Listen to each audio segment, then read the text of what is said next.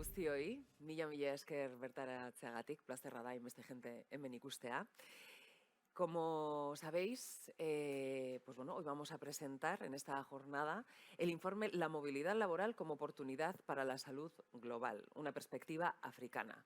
Así que, bueno, también que me gustaría saludar a las personas que nos siguen en streaming al otro lado, mila esker, horregoteagatik.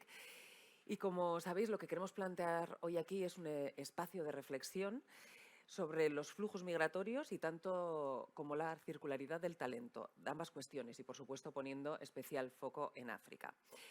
Me gustaría empezar la sesión con un dato. Actualmente la Unión Europea cuenta con 43 personas doctoras y 99 profesionales de la enfermería por cada 10.000 habitantes. Voy a repetirlo por si acaso. La Unión Europea cuenta con 43 personas doctoras y 99 profesionales de la enfermería por cada 10.000 habitantes. En África subsahariana, este ratio es de tan solo 3 doctoras y doctores y 18 profesionales de la enfermería. Está claro que la diferencia es abismal y a esto además tenemos que añadirle que muchos países enriquecidos lo que hacemos es importar personal sanitario de estos países que ya de por sí sufren de falta de personal.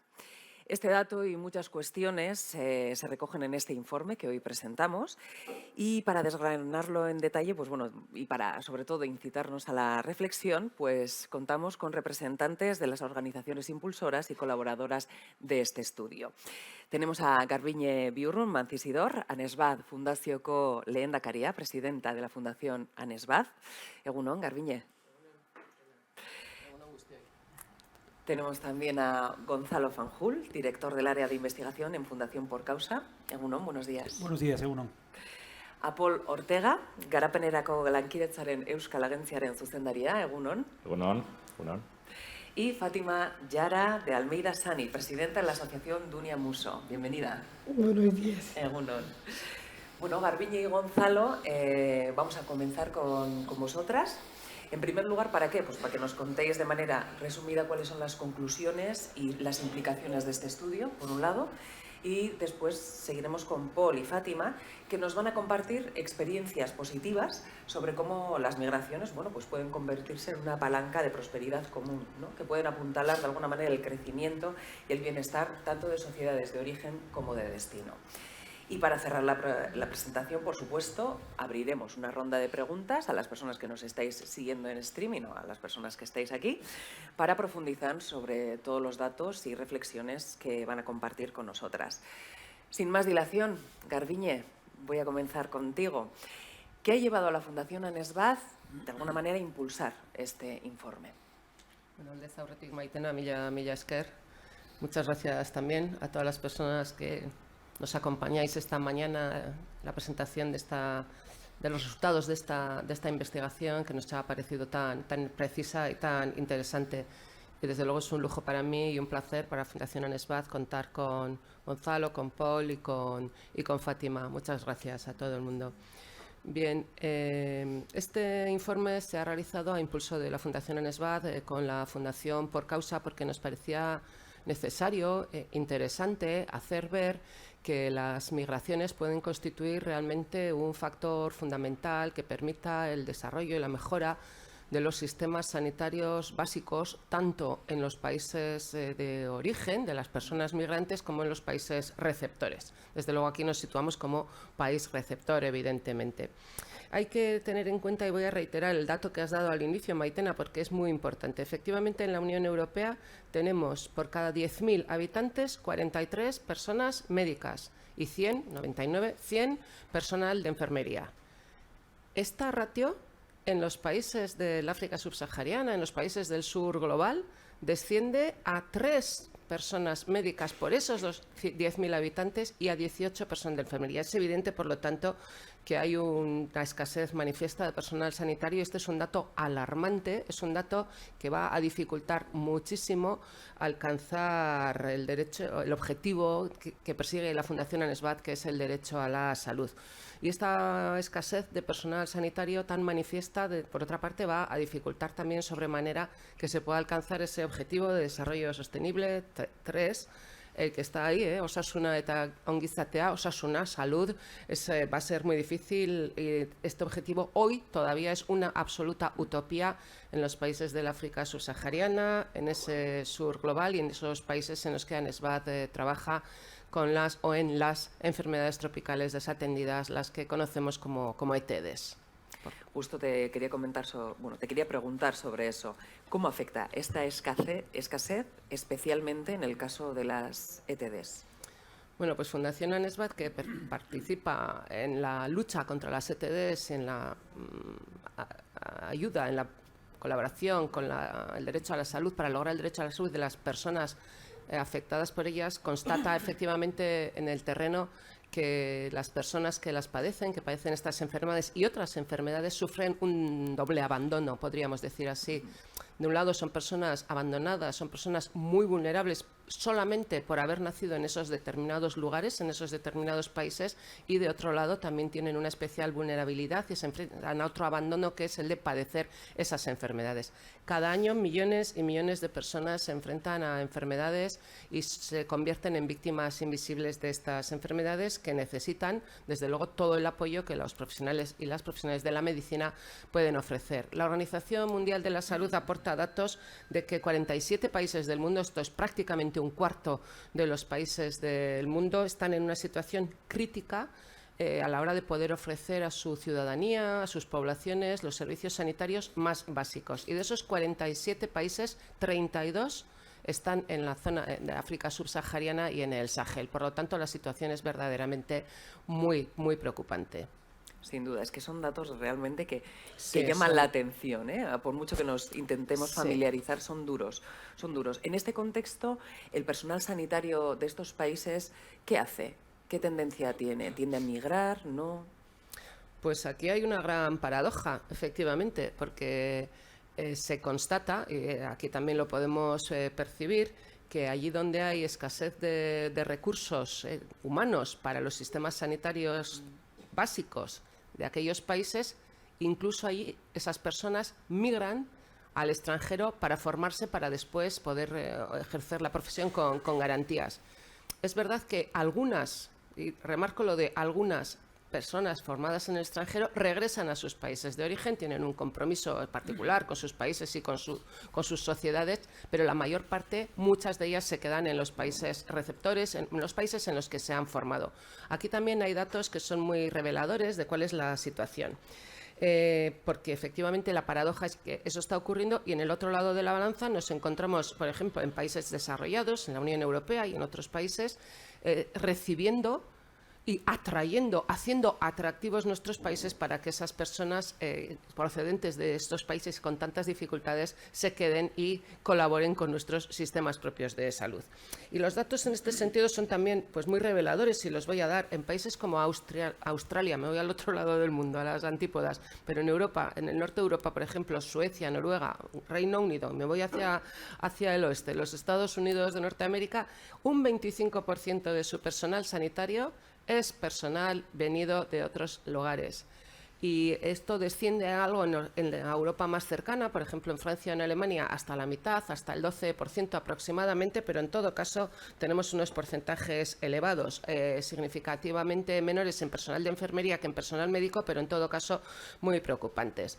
Y lo que preocupa o lo que llama la atención es que además el peso de este personal extranjero en la sanidad, en nuestras sanidades, está aumentando de una manera muy importante. De hecho, se ha duplicado en los últimos 20 años. Desde 2000 hasta 2019, efectivamente, en esas dos primeras décadas del siglo XXI, se ha duplicado el personal sanitario extranjero.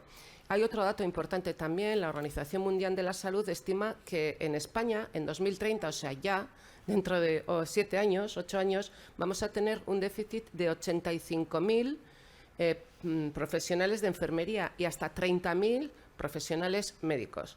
Por lo tanto, de alguna manera habrá que atraer, habrá que traer, habrá que importar personal sanitario de estas ramas, de estas ciencias de la salud, para que puedan trabajar en nuestros sistemas sanitarios si es que se quiere seguir ofreciendo pues, la misma calidad sanitaria. Ya en España en estos momentos se está recibiendo hasta 6.000 profesionales formados en otros países. La mayor parte proceden de América Latina, pero incluso de África subsahariana también. De África proceden hasta el 6%.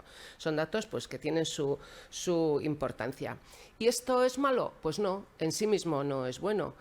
No es malo, es incluso bueno que haya esos flujos. El problema es que el desplazamiento de personal sanitario procedente de países en dificultades, pues efectivamente aún deja más desguarnecidos esos países, más desguarnecidos esos sistemas sanitarios básicos y, por lo tanto, aún en mayor vulnerabilidad a sus poblaciones.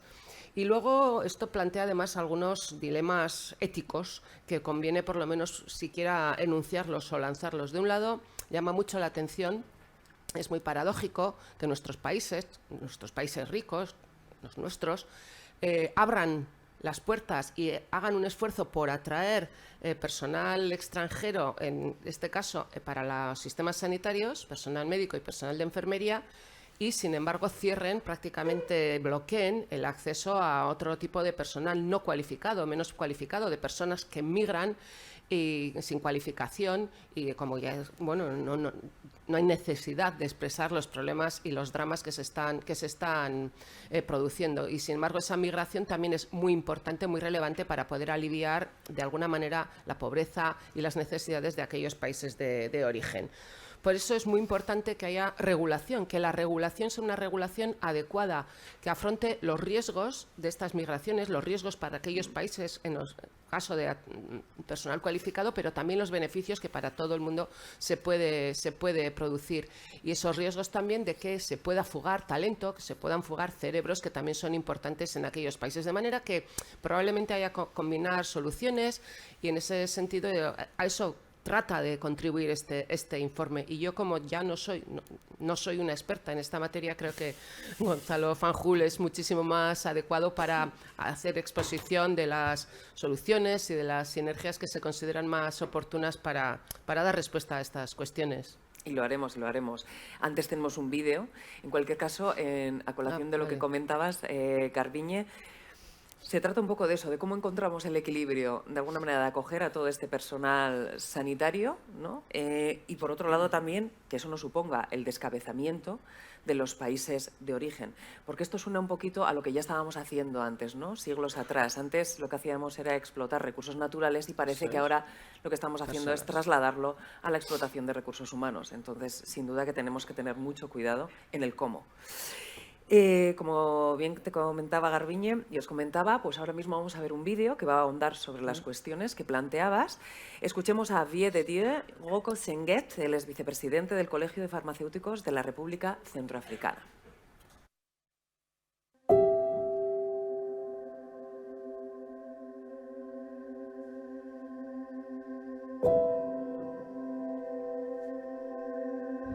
Yo creo que hay que buscar medidas para poder limitarle o tal vez compensar la salida de esos médicos. Estamos frente a un ejemplo que está funcionando en el país, una cooperación con Italia sobre el tema de la pediatría, que están formando en el país pediatra por médico italiano y Universidad de Italia, que van ahí para formar a esos médicos. Luego tiene un año de intercambio, viene aquí en Francia o en Italia, pasan un año y regresan en el país.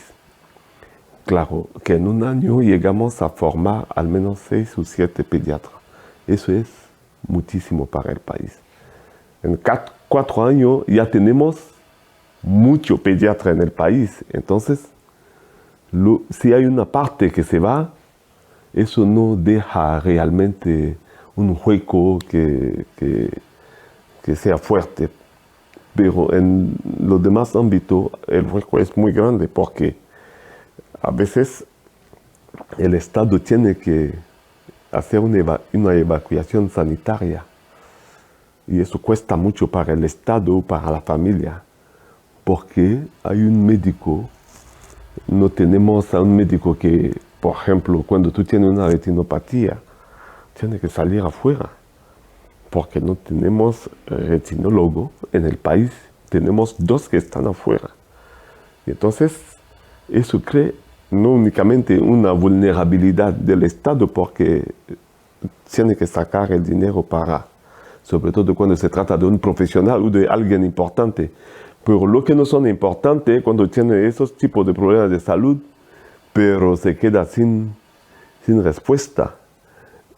Y es una vulnerabilidad también, una desigualdad que crea este tema, la huida de los cerebros, porque los más pobres ya no tienen acceso a una atención sanitaria de calidad.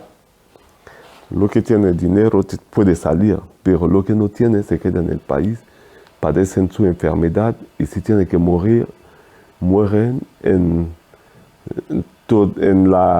digamos, sin que nada se da cuenta.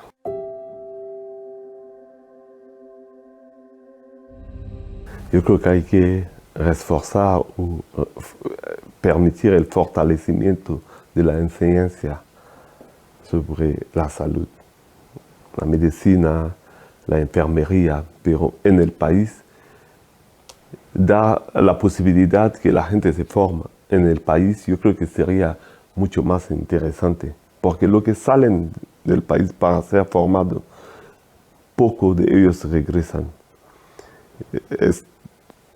El obispo de Bangui, el cardenal Zapalainga, fue a Italia y pidió ayuda para construir hospitales. Pero lo ha dicho, ¿quién va a trabajar en los hospitales?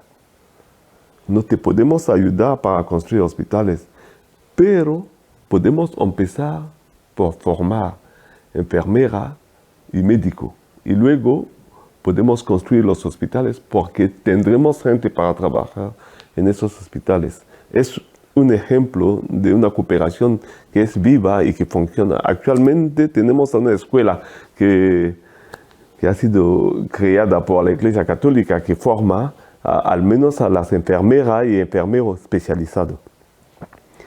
Yo creo que el tema importante es transferir la transferencia de los conocimientos en el país para que la gente del país puede tomar su destino en mano.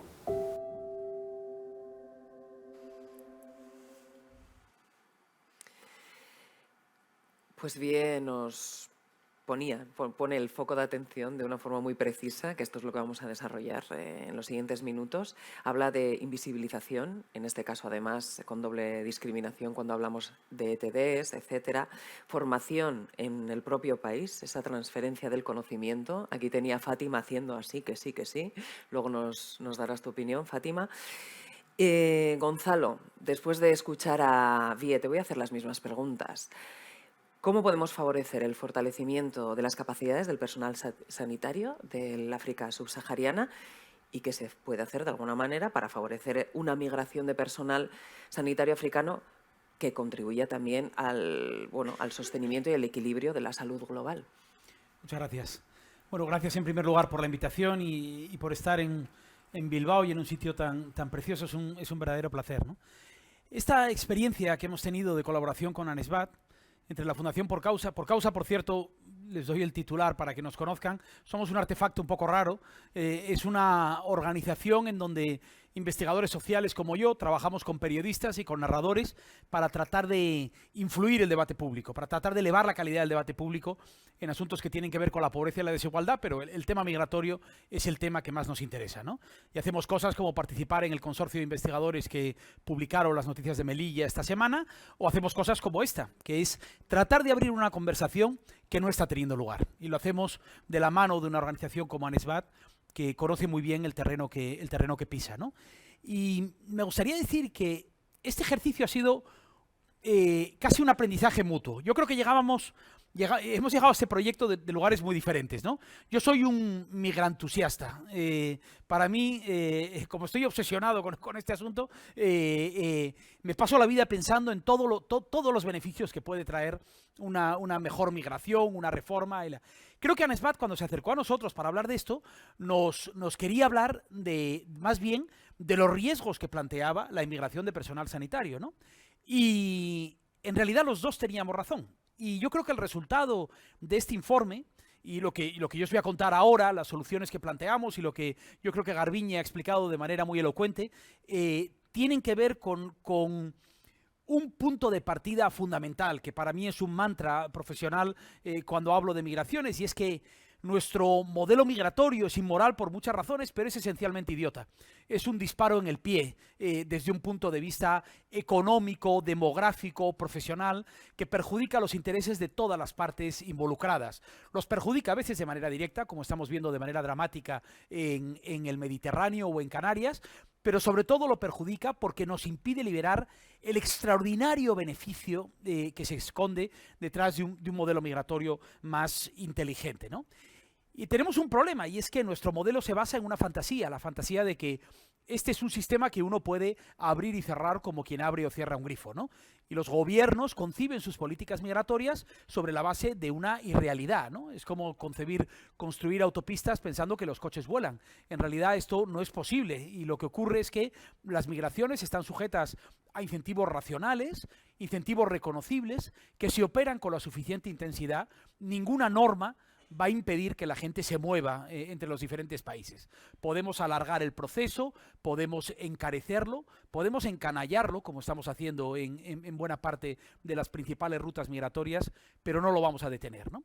Y eso es particularmente cierto cuando hablamos de migración altamente cualificada, y yo creo que el sector sanitario es un ejemplo paradigmático. Para mí es un epítome de este desafío, y no es el único, pero desde luego lo es, ¿no? Los incentivos de empuje y de atracción son muy claros para cualquier profesional, para cualquier individuo. Yo creo que uno de los problemas que tenemos muchas veces, y yo creo que este es un problema del sector del desarrollo, que tiende a ver las migraciones como un problema, como el resultado de un fracaso, y no como una oportunidad, y esto es algo que yo trabajé en Oxfam mucho tiempo y discuto mucho con las organizaciones, ¿no? Pero es tender a pensar que, por ejemplo, los profesionales de la medicina y la enfermería en los países en vías de desarrollo, en África y en otros sitios, tienen que ser una especie de héroes urbanos, en fin, ajenos a cualquier pulsión normal de un ser humano, que es prosperar, tener una vida mejor y aprovechar las oportunidades que les ofrece su educación, ¿no? Por supuesto que hay una pulsión para vivir mejor, para estar mejor, sobre todo cuando uno tiene en cuenta que las circunstancias en las que tienen que trabajar estos profesionales son pavorosas en la mayor parte de los países, por muy diferentes razones, ¿no? Y además hay un factor de atracción impepinable, que es este que describía Garbiñe ahora. Nuestras sociedades en los principales países de destino envejecen, nuestros profesionales se jubilan. Esta mañana nos desayunábamos con una noticia sobre el gobierno vasco, la medida que el gobierno vasco va a tomar para atraer más talento extranjero. Esto va más, por muy diferentes razones, porque tenemos menos profesionales y porque nuestra demanda se expande, ¿no? Por lo tanto, es perfectamente lógico que en el futuro todos estos elementos que hemos identificado, que son factores de empuje y de atracción, se intensifiquen, ¿no? Pero además es que yo creo que en esa migración hay una oportunidad. Hay una oportunidad de prosperidad personal para los profesionales que están involucrados, para sus familias, para sus comunidades de origen. Hay una oportunidad para las comunidades de destino en las que se establecen. Hay una oportunidad como incentivo a la formación. Este es un asunto que rompe el mito de la fuga de cerebros. La fuga de cerebros es cierta, esa idea de la fuga de cerebros, pero se ha producido de manera excepcional, y aquí el informe cita algunas de los estudios que se han hecho más interesantes, como los estudios de Michael Clemens y de Helen Dempster para el Center for Global Development, en donde analizan dónde en realidad se ha producido una fuga de cerebros considerable, y Jamaica es un ejemplo claro, ¿no? Lo normal es que ocurra lo contrario. Lo normal es que ocurra algo similar a lo que ocurrió en Filipinas, en donde cuando los Estados Unidos abrieron un programa de atracción en el programa de enfermería en el año 2000, el número de personas que se matricularon para estudiar en enfermería en Filipinas entre los años 2000 y 2009 se multiplicó por 4. Pasaron de 90.000 a 400.000 personas, porque la posibilidad, la oportunidad de emigrar constituye un incentivo a la formación, por cierto, donde esa formación es posible. Filipinas es posible, claramente República Centroafricana es un ejemplo y ahora me referiré a este asunto, ¿no? Y por supuesto, no les voy a aburrir, pero en fin, la miríada de beneficios asociados a procesos de movilidad seguros, legales, ordenados, es absolutamente extraordinaria. Empezando por las remesas económicas, siguiendo por las remesas democráticas, por la circularidad del talento, por el intercambio de conocimiento, en fin, por muchos elementos que... Pero hay riesgos. Y hay riesgos que son evidentes, sobre todo cuando pensamos en esa lista de 47 países que la OMS, como explicaba Garbiñe, ha descrito como países que tienen, es decir, que tienen riesgo fundamental de descapitalización de sus sectores sanitarios. 32 de estos países en África. Hay un riesgo de que en el momento en que los profesionales se vayan, los países quedan desatendidos, ¿no? Y por lo tanto, este es un punto de partida de cualquier consideración que hagamos, ¿no? El informe, y no me quiero extender demasiado, pero el informe se centra alrededor sobre todo de 3 áreas de propuesta, ¿no? La primera de ellas tiene en parte que ver con la migración, pero tiene sobre todo que ver con todo lo demás. Necesitamos invertir en salud mucho más de lo que estamos invirtiendo hasta ahora. Necesitamos invertir los donantes, necesitan invertir los propios países afectados. La inversión media en África subsahariana es aproximadamente la mitad de lo que la Organización Mundial de la Salud recomienda para mantener sistemas de salud razonablemente estables. Está aproximadamente entre el 6 y el 8% del PIB, cuando la inversión recomendable es aproximadamente el 15% del PIB, ¿no? El objetivo de la cobertura sanitaria universal, que fue uno de las grandes consecuciones políticas de la Agenda de Desarrollo Sostenible, no es una quimera. Todo lo que es cierto para nosotros en nuestras sociedades es cierto también para los países de los que procede la migración de la que estamos hablando. Necesitamos establecer redes de seguridad sólidas, redes de protección sólidas. Y eso vale para toda la pirámide de profesionales en el sector sanitario. Desde luego los profesionales mejor formados que trabajan sobre todo en el ámbito hospitalario, pero de ahí para abajo el eslabón fundamental primario de la salud comunitaria como un elemento absolutamente central en las políticas de protección y de primera respuesta, de prevención y de primera respuesta en países como los de África, ¿no? Esa inversión en sistemas, también en la formación, me ha gustado mucho lo que ha dicho el doctor Biel en este sentido. La formación es absolutamente clave, ¿no? Y un elemento en el que ANESBAT ha insistido mucho, yo tengo que decir que he aprendido mucho de enfermedades olvidadas, yo no trabajo también en salud global porque trabajo también en IES Global, pero me ha encantado aprender de enfermedades olvidadas leyendo el material de ANESBAT. Incluso en países que tienen sistemas de salud razonablemente operativos, tenemos un problema de marginalidad de una parte de la población que son pacientes olvidados que sufren enfermedades, en fin, la lista la tenéis ahí, desde el Chagas, la leishmaniasis, las mordeduras de serpiente, enfermedades que a menudo nos resultan casi novelescas, pero que provocan la muerte de millones de personas y que están fuera del interés de los sistemas, de las compañías farmacéuticas, etcétera, ¿no? Por lo tanto, este es el primer elemento. Segundo, tú me dices cuando tenga que... Vale, de acuerdo. Estamos muy a gusto escuchando. Segundo elemento que es clave, y este sí tiene que ver con la gestión de la movilidad humana. Necesitamos modelos de movilidad humana reformados en beneficio de todas las personas. Necesitamos reconsiderar nuestro sistema.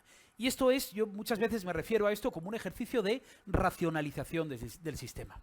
Tenemos un sistema insoportablemente microgestionado, intervenido por los estados de un modo que no aceptaríamos en ningún otro sector de la economía. En ningún otro sector de la economía. Es un sector prácticamente soviético en ese sentido, el modo en el que el Estado tiene que decirle a una empresa o a un sistema sanitario, para contratar aquí, usted tiene que preguntarme a mí primero y además cumplir toda una serie de condiciones a veces absolutamente kafkianas, como el catálogo de necesidades que aparece en nuestro sistema laboral, que ahora afortunadamente va a reformar el gobierno, el catálogo de ocupaciones deseables, es decir, para los que tú puedes traer a trabajadores de fuera. Os digo, el segundo puesto en ese catálogo, hasta hace muy poco, era mayordomo de crucero. Eso era lo que necesitaba España. Por alguna razón necesitábamos mayordomos de crucero. Es perfectamente idiota. Es el sistema y completamente anquilosados, ¿no? El informe menciona algunas de las cuestiones que yo creo que están sobre la mesa ahora en este momento. No tenemos un país, un caso al que todos podamos mirar y decir, ellos lo han hecho bien, este es el modelo a seguir, pero tenemos una miríada de buenas prácticas que se producen en muchos ámbitos, en países del norte global, también en países del sur global, de los que yo creo que podemos aprender mucho, ¿no? Y algunas de las cosas que hemos aprendido mirando eso es que yo lo describo muchas veces como la estrategia del escalador, ¿no? Avanzar un poquito, asegurar y continuar. Porque este es un proceso de construcción lenta, de convencimiento de la ciudadanía, convencimiento político de un asunto que es absolutamente radioactivo, en donde cualquier gobierno que haga una pequeña reforma en la buena dirección recibe un castigo desproporcionado, electoralmente desproporcionado, en parte porque hay partidos xenófobos de ultraderecha que lo atacan, en parte porque yo creo que hay un ejercicio, en fin, de autoinducido, de histeria colectiva en el que estamos instalados, en donde solo vemos la migración como amenaza o como problema del que tenemos que salir, ¿no?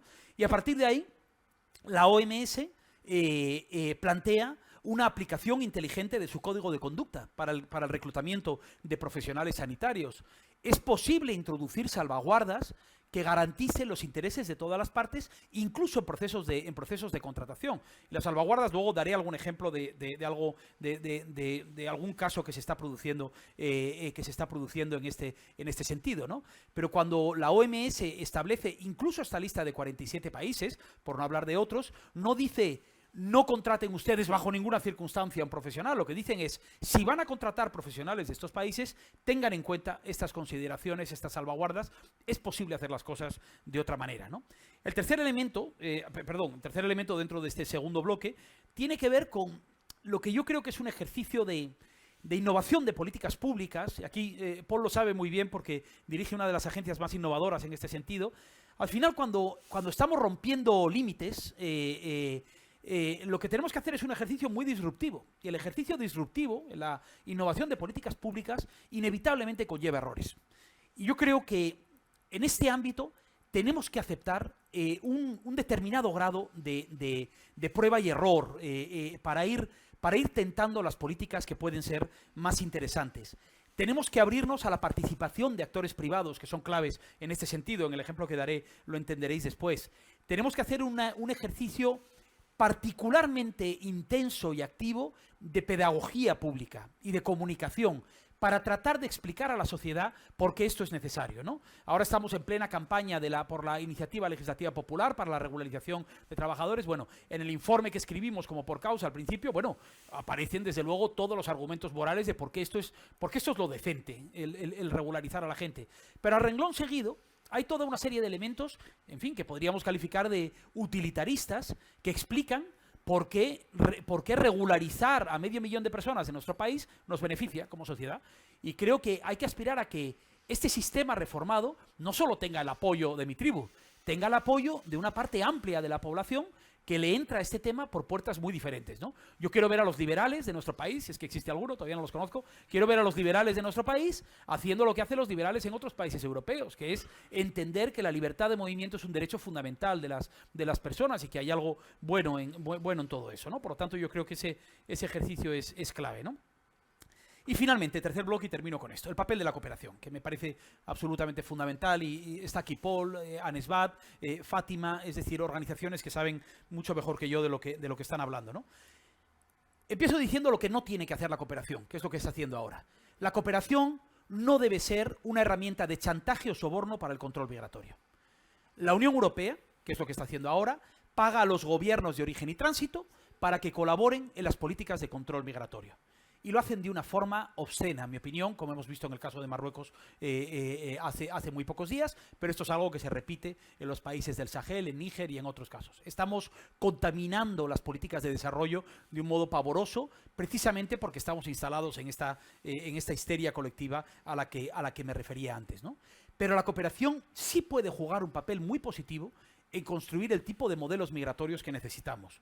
La cooperación puede financiar marcos institucionales sólidos que garanticen que, por ejemplo, las experiencias de movilidad, de circularidad del talento, sean experiencias, en fin, bien gestionadas por los estados de los países de origen y de destino. La cooperación puede financiar proyectos piloto allí donde la inversión pública o privada no se atreve a entrar en este momento. Otro asunto en donde espero que Paul nos cuente después la experiencia de la cooperación vasca. La cooperación tiene una experiencia extraordinaria en la generación de alianzas que no existen en otros sectores. Alianzas de improbables, de actores que tienen la oportunidad de aportar un valor añadido distintivo en estos tipos de acuerdo, y que la cooperación puede concitar para poner en marcha estos programas. La cooperación puede formar en origen, como ha hecho la cooperación española. ¿Por qué no gastar mucho dinero en la formación en origen para la formación de profesionales? La cooperación puede ayudarnos a seleccionar qué países y qué poblaciones van a tener un mayor impacto en el desarrollo cuando se produce su movilidad. Por ejemplo, en la reforma que ha hecho el gobierno ahora para facilitar la contratación en origen, la cooperación puede ayudar a determinar si ese tipo de población, el modo en el que va a ir, que va a volver, la garantía de sus derechos, pueden beneficiar más al desarrollo, ¿no? Y la cooperación finalmente puede, lo explicamos ahí, puede hacer un análisis de impacto desde el punto de vista del desarrollo. Aquí tenemos un problema, y es que a menudo las instituciones no hablan entre sí dentro de la propia institución, y tú tienes a los ministerios de Sanidad o a los ministerios de Trabajo tratando de atraer gente, a los ministerios de Desarrollo, de Cooperación hablando por otro lado, pero no hay programas conjuntos, y desgraciadamente la reforma que ha hecho el gobierno ahora es precisamente esa. Hemos escrito en Planeta Futuro alguna cosa relacionada con este asunto, y yo desde luego he animado siempre a las agencias de cooperación a que sean un poco más agresivas en este sentido, ¿no? Os doy un ejemplo y termino con esto. Los acuerdos globales de capacidades se llaman, que son acuerdos que en mi opinión ejemplifican bien el tipo de cosas que podríamos hacer. Alemania y Filipinas. Alemania hace un contrato con Filipinas para dotarse de personal de enfermería que el Estado alemán necesita de manera desesperada. Por cada enfermera formada en Filipinas que viaja a Alemania, otras 2, enfermera o enfermero, otras 2 se quedan en el país formadas. Esas profesionales tienen la oportunidad de elegir en un momento dado si quieren viajar a Alemania o si quieren quedarse en el país de origen. Los programas están financiados por el sector público, pero sobre todo por el sector privado sanitario alemán, que se va a beneficiar de ese talento, y por lo tanto ese dinero no le cuesta al fisco, no le cuesta al contribuyente. Esto ha producido un efecto de circularidad del talento, de profesionales que van y vienen, ha producido incentivos para la formación de nuevos profesionales en origen, y sobre todo la Agencia de Cooperación Alemana, la GIZ, está involucrada garantizando que se optimice en la medida de lo posible el impacto sobre el desarrollo, ¿no? E insisto en que Filipinas, yo sé que no es África subsahariana, es decir, que la institucionalidad y las necesidades, pero ¿por qué esto no lo podemos hacer en países de África, donde esa formación se puede plantear en niveles muy diferentes, ¿no? En el informe, si tienen oportunidad de mirarlo, verán cómo desbrozamos lo que sería un acuerdo de este tipo en el caso español, ¿de acuerdo? Y termino, ahora sí, ya termino. Esto va a ocurrir, nos guste o no. Esto va a ocurrir, nos guste o no. Porque todas esas razones de las que hablaba al principio no van a hacer más que intensificarse en el futuro. Tenemos la posibilidad de hacer bien las cosas, o tenemos la posibilidad de convertir esto en el caos desordenado y cruel en el que estamos establecidos ahora, en donde yo creo que el sistema forma más parte del problema que parte de la solución, ¿no? Yo le doy las gracias a Nesbat por la oportunidad que nos ha dado de reflexionar sobre este asunto, y espero que tengamos oportunidad de seguir trabajando, y tengo mucho interés en escuchar a Paul y a Fátima hablando de este tema. Gracias. Muchísimas gracias, Gonzalo. Bueno, has puesto una pica en Flandes.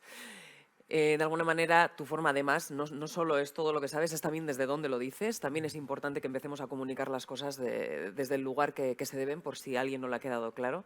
Los datos se sustentan, y se me ocurre que sería interesante quizá un modelo basado en un método científico, como tú dices, de prueba-error, pero que también tenga un alma basada en los derechos humanos, ¿no? Y en leyes que realmente, de alguna manera, hagan de esto algo sostenible y justo, ¿no? Para todas las partes. Seguiremos luego ahondando, porque has dicho muchísimas cosas, así que luego, ya sabéis, apuntad por favor las preguntas para que no se nos olviden. Bien, vamos ahora con Paul Ortega, director de la Agencia Vasca de Cooperación al Desarrollo. Bueno, hoy, Paul, nos traes una experiencia, bueno, que va a poner luz sobre ciertas reflexiones que ya han sido planteadas tanto por Garbiñe como por Gonzalo. Desde la agencia estáis impulsando además una cooperación sanitaria en Guinea-Bissau en coordinación tanto con Osakidetza, Servicio Vasco de Salud, y la asociación AIDA, Ayuda, Intercambio y Desarrollo. El objetivo, tengo entendido, que es fortalecer la calidad y la eficiencia del sistema público de salud en el propio Guinea-Bissau, además poniendo especial foco en aquella medicina, en cirugía y en maternidad, en un hospital de referencia además del país. Bueno, cuéntanos cómo habéis desarrollado todo esto. Bueno, en primer lugar, pues lo mismo, ¿no? Es que recasco gracias a Nesbaz y bueno, pues es un placer estar aquí. Yo hubiera querido seguir escuchándole a Gonzalo, que es una persona a la que admiro profundamente y a la que siempre se aprende. Y bueno, y es un placer también compartir con Garbiñe y con Fátima, que hace ya años que nos conocimos y bueno, por la que también tengo gran admiración. Sí, un poco al hilo de este proyecto, de este informe, igual puede ilustrar un poco en lo que estamos, ¿no? Este es un proyecto que, efectivamente, como cuentas, ha surgido recientemente. Hay una serie de antecedentes que no me voy a extender, pero con toda la situación de la COVID en el año 20, tuvimos una propuesta de Médicos Sin Fronteras y pudimos hacer una primera misión de 2 meses en verano, aprovechando que la ola de la COVID en Europa estaba un poco más baja, poder mandar un grupo de sanitarios de Osakidetza, también de Aragón, fue alguien, y poder hacer una misión conjunta entre Médicos Sin Fronteras y especialistas tanto de enfermería como de medicina. En la zona de la Amazonía de Perú pudimos apoyar en un momento en que tenían un pico alto de la COVID y todavía no habían conocido la COVID, pues se les pudo ayudar con protocolos de circuitos seguros, ayudar en urgencias, etcétera. Poder hacer la reorganización un poco hospitalaria y de atención primaria y de urgencias con la gente afectada con COVID, pero sobre todo, pues no porque nuestra gente fuera más inteligente, sino porque veníamos de la experiencia de haber tratado aquí la COVID. Eso nos aceleró el poder retomar algo que ya teníamos muy claro en la cooperación, pero que también hay que aprovechar cuando hay una oportunidad, ¿no? Donde puedes empujar. Y fue empezar a pensar que podíamos ya poner las bases para una cooperación sanitaria desde la cooperación vasca. Bueno, hay más cosas que os menciono. Tenéis ahí pues, cómo hemos apoyado también a través de Gonzalo y de Global poder hacer una aportación a la iniciativa COVAX desde el País Vasco, etcétera, ¿no? No me enrollo más. Esto hizo que ya firmáramos un protocolo de actuación para lanzar la cooperación sanitaria entre el Departamento de Salud del Gobierno vasco, Osakidetza, que es el Servicio de Salud del País Vasco, la Agencia Vasca de Cooperación, el Ankidetza, y para empezar a crear pues, toda una línea de trabajo en cooperación sanitaria. Bueno, se firmó un protocolo que se añala muchas cosas, se vincula, pues, lógicamente, a todos los enfoques generales que hay. Se reconoce, tal como es nuestra cooperación, que esto de la cooperación no me voy a extender, ¿no? Pero en clave de coherencia de políticas, esto de la cooperación no tiene que ser solo a nivel del gobierno de una agencia especializada, ¿no?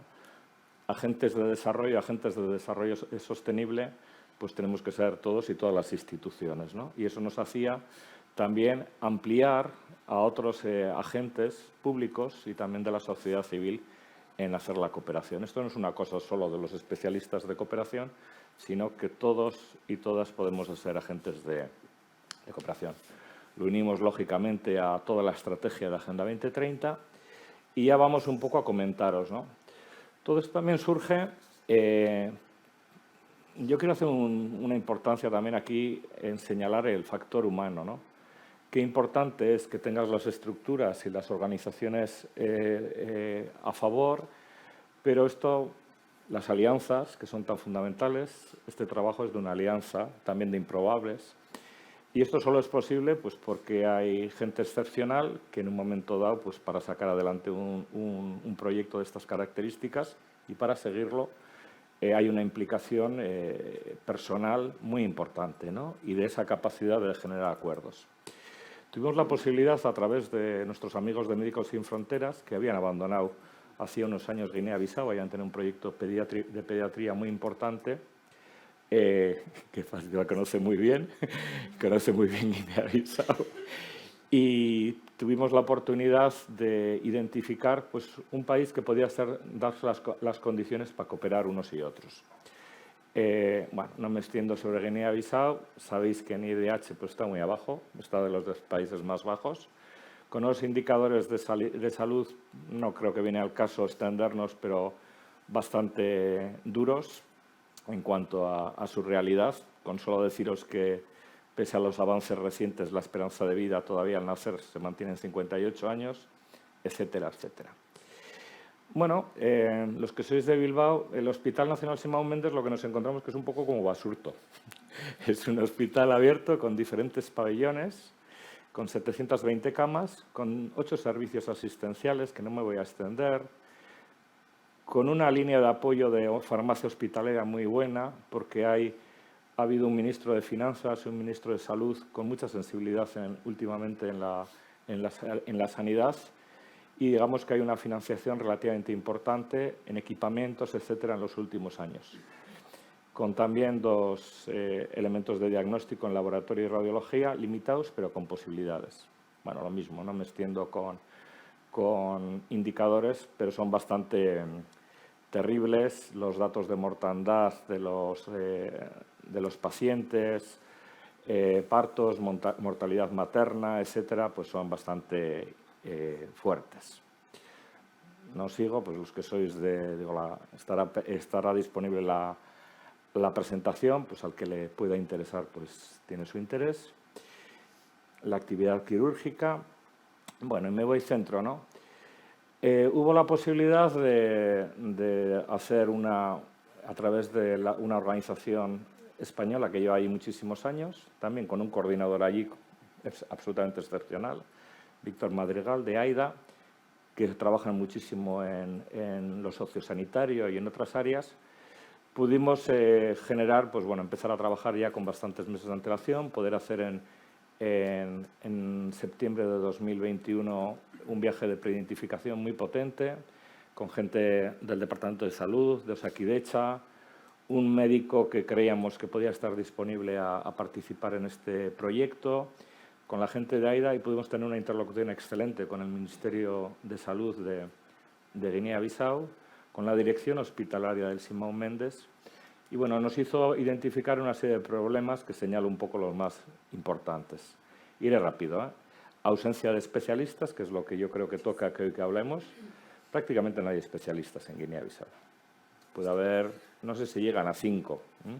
El director del hospital, el director médico, el ministro, que es el único anestesista infantil del país, que a veces tiene que salir del despacho, quitarse la corbata e ir a las operaciones, literalmente, y alguna otra persona. Una escasez de coordinación entre los servicios, muchos problemas de pruebas diagnósticas. Muchas veces hay que tratar a pacientes sin tener claramente un diagnóstico cerrado, ¿no? Muchísimos déficits en el quirófano, ausencia de protocolos y dificultades también de prescripción. El personal de médicos se forma por una misión cubana desde hace muchísimos años en el país, que tiene su espacio en el propio Simão Mendes. Es decir, es una formación muy general. Las personas médicas en Guinea-Bissau tienen una formación muy generalista, ni siquiera de 6 años. Pero hay gente realmente muy comprometida. Entonces, lo que vimos, y ya voy señalando, pues es un hospital precioso con unos jardines alrededor, que es una gozada estar por ahí. Planteamos este objetivo a final del año pasado, en común con las autoridades sanitarias de Guinea-Bissau y con la dirección del hospital, pues lo que hemos dicho, ¿no? Reforzar la calidad y eficiencia. Es del país, pero empezando por el hospital de referencia de Simão Mendes. Hay bastantes de los objetivos específicos de los que habéis dicho. Aquí la gracia es que al no tener especialistas y no poder de momento crear una formación reglada de especialistas, esperemos que algún día todas estas cosas se pueden ir haciendo en Simão Mendes, lo que nos planteamos, teniendo alguna experiencia que alguna de nuestra gente había tenido en otros contextos, hacer lo que se hace formación en servicio, es decir, poder tener personal de aquí, en este caso luego comentaremos, tenemos 3 sanitarios de modo permanente, y poder ir otros especialistas de Osakidetza por un tiempo de 1, 2, 3 meses, en el que a la vez que se trabaja en el hospital, a la vez que se opera, a la vez que está un cirujano, ir formando a la gente, ¿no? De manera que hay una formación en la propia acción de la acción médica y enfermera. Muchísimo trabajar de protocolos, trabajar muchísimo circuitos, hacer bastantes formaciones ad hoc, etcétera, ¿no?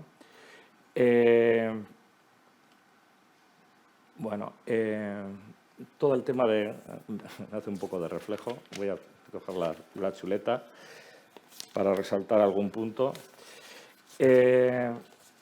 Toda la mejora de la calidad asistencial, por eso, ¿no? Es decir, nosotros ahora vamos teniendo 3 personas de modo permanente, pero están rotando médicos y enfermeras en este asunto. Ahora estamos asegurando también toda la parte de laboratorio, que no existía, que es fundamental para poder tener diagnósticos, etcétera. Vamos a empezar ahora también con el apoyo a la gestión hospitalaria. Vamos a tener la suerte de tener algún jubilado, recién jubilado de oro, exdirector de la OSI de Álava, que va a poder ir a hacer un diagnóstico en la gestión y poder apoyar a la dirección hospitalaria. También hemos incluido evacuaciones sanitarias, es decir, hay situaciones que no se pueden operar ahí. Entonces, pues, hemos empezado a traer, sobre todo niños y niñas que tienen cardiopatías severas, a poder empezar a ser operados en nuestros hospitales de un modo transitorio. Bueno, pues todo un poco lo que os estoy diciendo. No me voy a extender mucho, ¿no?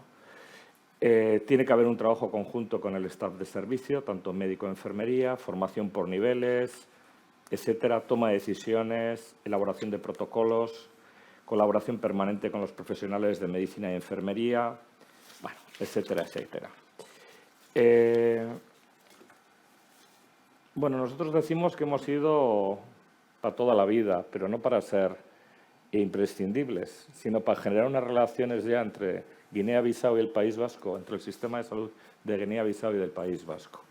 Empezamos con un programa de 4 años, empezamos con un compromiso de 3 personas de modo permanente, en este caso los 2 médicos son internistas, y en la línea un poco del mensaje de Gonzalo, ¿no? Esto es un enriquecimiento personal. Para los internistas aprenden de enfermedades tropicales en un día más en el Simón Méndez que en toda su vida aquí en el hospital de Basurto de Cruces, ¿no? El tipo de relación que se crea, el tipo de conexiones, el aprendizaje que uno hace como sanitario es espectacular, ¿no?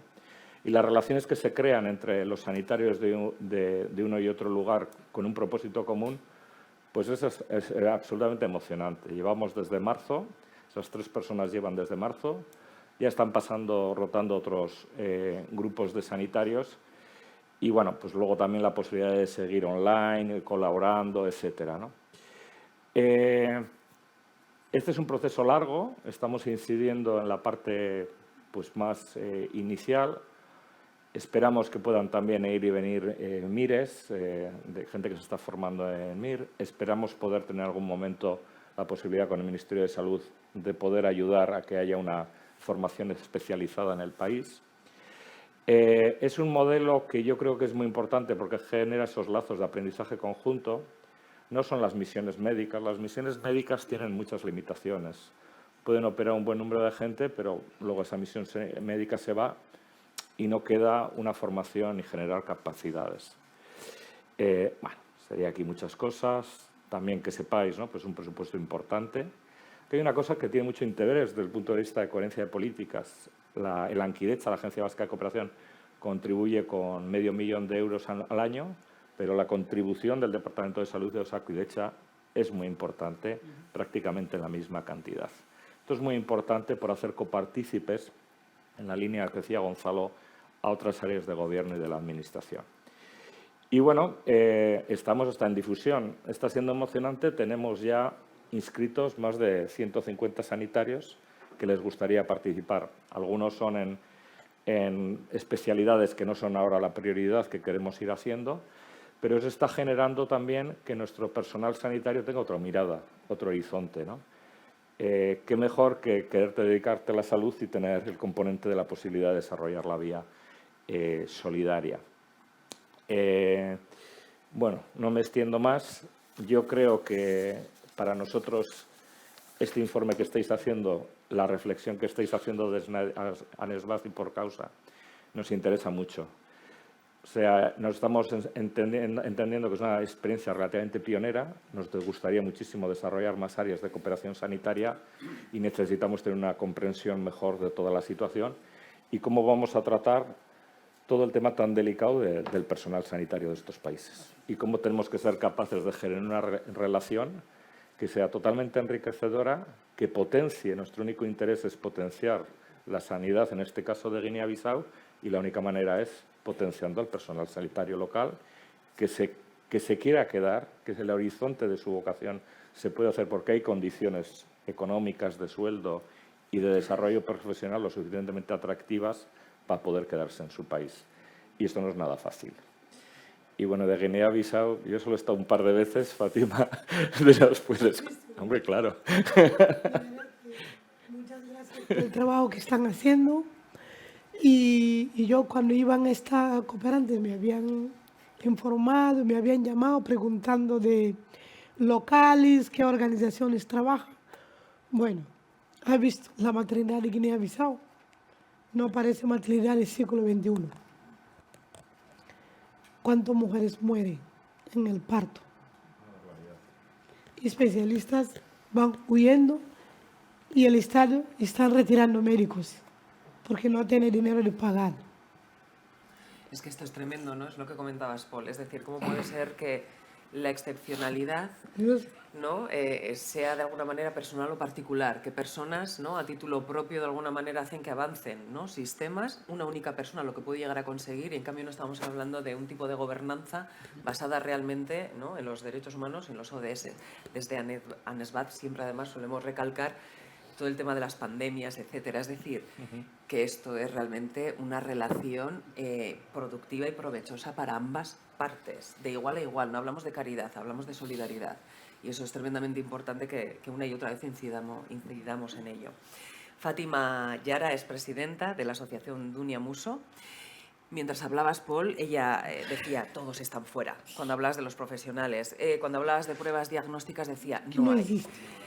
Y bueno, ella sabe mucho, efectivamente, como ha comentado Paul, porque eres de Guinea-Bissau, llevas gran parte de tu vida profesional aquí en España, la estás desarrollando aquí. Desde 2016, además, te dedicas especialmente al tema de la sensibilización e incidencia política para la erradicación de la mutilación genital femenina, desde Dunia Muso, como hemos comentado, y también haces de mediadora en Médicos del Mundo de Navarra. Te voy a lanzar una pregunta muy concreta y es, ¿qué aspectos crees que mejorarían la atención a la ciudadanía si hubiera un mayor número de especialistas en la salud que tuvieran orígenes culturales africanos? Bueno, el aspecto que yo como Fátima o como persona inmigrante africana mejoraría en el sistema público de salud aquí en España, contratando a las personas inmigrantes, mejoraría un aspecto muy importante de la atención a las personas. Y atención a esas personas en claves cultural, en la interculturalidad. Porque a veces en los sistemas sanitarios no hay a veces una atención eficaz a las personas que vienen de otra parte, de otra cultura. Porque si miramos solamente el sistema de atención a las mujeres que han sufrido mutilación genital femenina, en el sistema sanitario aquí no conocen y no saben cómo tratar, cómo abordar el tema de mutilación genital femenina y cómo acercar a la mujer. A veces la forma misma de contestar el profesional es una discriminación hacia la otra persona. Pero si esa persona está formada en claves cultural, cómo abordar, cómo atender a esa persona, mejoraría bastante el sistema sanitario. Y también la contratación mismo de esas personas ayudaría primero al sistema sanitario, donde que las personas extranjeras vienen a la consulta. las personas africanas no van mucho a la consulta. ¿Por qué? Porque a veces no lo entienden cuando tú vas y quieres hablar una cosa, la gente aquí no te entiende. Pero una persona africana ya, cuando eso va hablando, diciendo cosas, él va a entender qué puedo hacer con esa persona para poder atender en las consultas. Entonces, es fundamental la formación de claves intercultural para poder mejorar el sistema sanitario. Y cómo contratar a las personas africanas en el sistema de salud. ¿Qué opinión tienes sobre ello? ¿Tienes alguna idea que digas, creo que esto podría funcionar? Vengo de donde vengo, conozco aquello, conozco esto. ¿Qué fórmula crees que podría ser buena para ambas partes? Yo creo que puede funcionar para la persona contratada africana que está aquí como profesional, ejerciendo profesión de médico, atendiendo a las personas que vienen de los países africanos, funciona porque va a ser un buen atendimiento a las personas.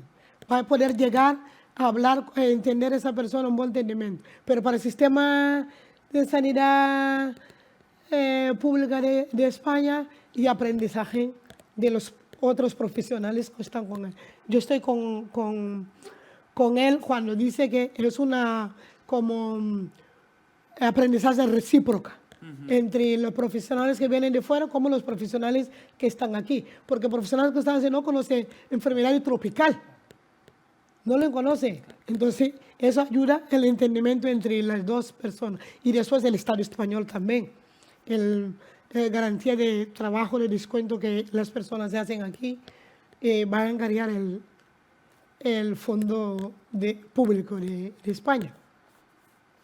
Y en cuanto a la formación, porque estamos hablando de que no solo necesitas formación en tu propia especialización sanitaria, sino que también en interculturalidad. Claro, tú necesitas formación de especialidad, porque es verdad, como dice el informe, 3 especialistas en África. 3. En caso de Guinea-Bissau tenemos Facultad de Medicina Cubana hace años, pero da medicina general. No hay especialistas, no tenemos. Todos los que son especialistas están fuera. Tenemos 7 especialistas que están divididos en todo el mundo. En Estados Unidos, en Bélgica, en Portugal, en otros países. Y no vuelven a Guinea-Bissau por situación económica, por situación laboral. No hay material. Tú entras en el hospital Simón Meli y no existe nada para que un profesional pueda trabajar eficacia.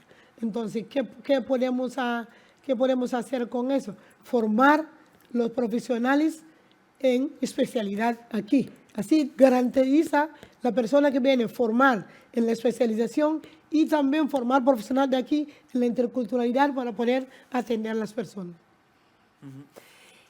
¿Cómo hacer también atractivo lo que tú dices, ¿no? Vienen, se forman aquí, pero ¿cómo hacer suficientemente atractivo que quieran volver a Guinea-Bissau y quedarse allí también, bueno, pues en sus comunidades haciendo vida? Con la cooperación que está haciendo, por ejemplo, la Agencia de Cooperación Vasca de formar con intención de volver, pero tiene que ser atractivo al gobierno de Guinea-Bissau, porque yo no voy trabajando y especializar aquí y vuelvo y cobro 50 euros.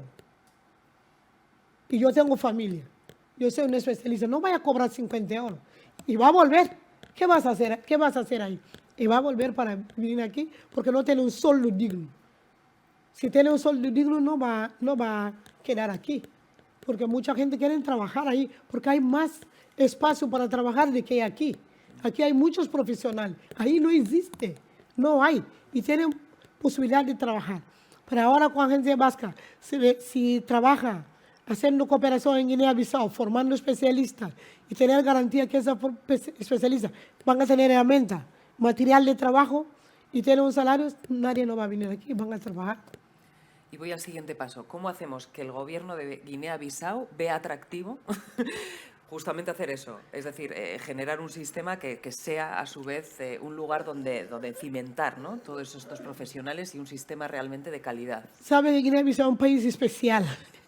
Es un país que tiene récord en golpe de Estado, récord en estabilidad política. No hay un gobierno que lleva 2 años concretos después de elección. No hay un ministro que está 1 año, 2 años en, por ejemplo, el Departamento de Salud Pública. Se van cambiando. Entonces no hay estructura para eso. Pero con la cooperación vasca sí puede hacer un protocolo con el gobierno de Guinea-Bissau, porque el gobierno viene y va, pero con el protocolo se puede quedar para poder hacer un protocolo de atracción donde los profesionales cuando vienen a formar aquí como especialistas y pueden volver para trabajar.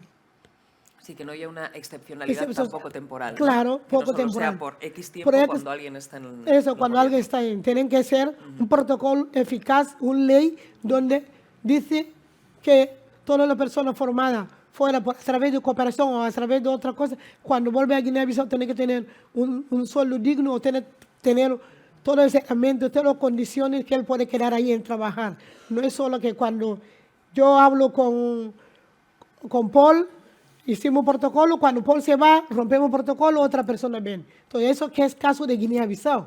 Guinea-Bissau durante nuestros 46 años de independencia y llevamos, no sé, 20 golpes de Estado, instabilidad política, no hay nada en este país.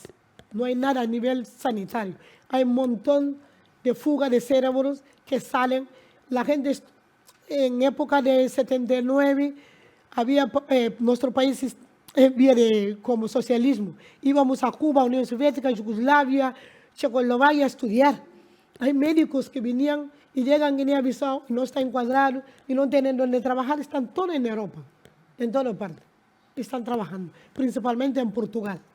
Están ahí trabajando. Hay mucha fuga. Entonces, si el gobierno hace un proceso de reestructuración, un proceso de trabajo con una conferencia nacional en Guinea-Bissau, invitando a esos médicos para venir a Guinea-Bissau y buscar una oportunidad donde esas personas pueden trabajar, podemos tener un espacio en el Hospital Simón Mendes. Tenemos solo un hospital a nivel de Guinea-Bissau, que es el Hospital Nacional Simón Mendes.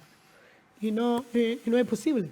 Y tú vas ahí y te quedas, no puedes hacer pruebas, nada.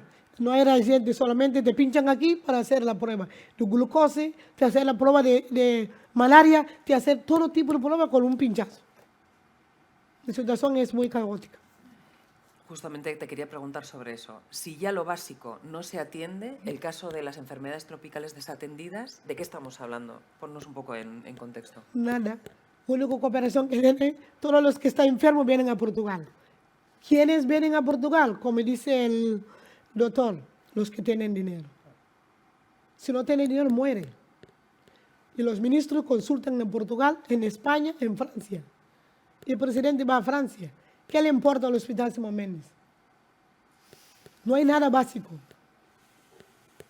Los que tienen dinero tienen que salir para consulta. Si no tienen nada. Senegal, Ziguinchor.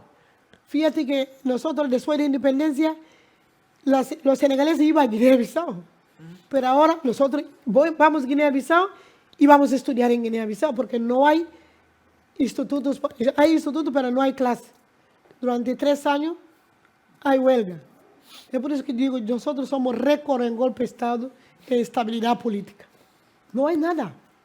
Entonces, con la cooperación vasca, yo creo que si trabajáis bien con protocolo, firmando protocolo con el gobierno de Guinea-Bissau para poder trabajar. Hay muchos médicos, hay muchos jóvenes que están aquí. No hay necesidad de salir para venir, pero hay que crear condición para poder hacer un trabajo eficaz.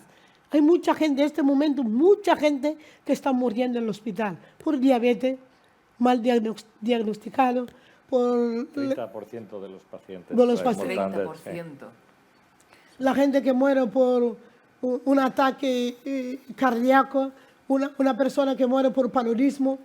Acabo de recibir ayer un compañero que estudiamos en Cuba por paludismo agudo, muere por paludismo agudo. Entonces todo eso, y cuando vas a Guinea-Bissau te da rabia y no sabes qué hacer.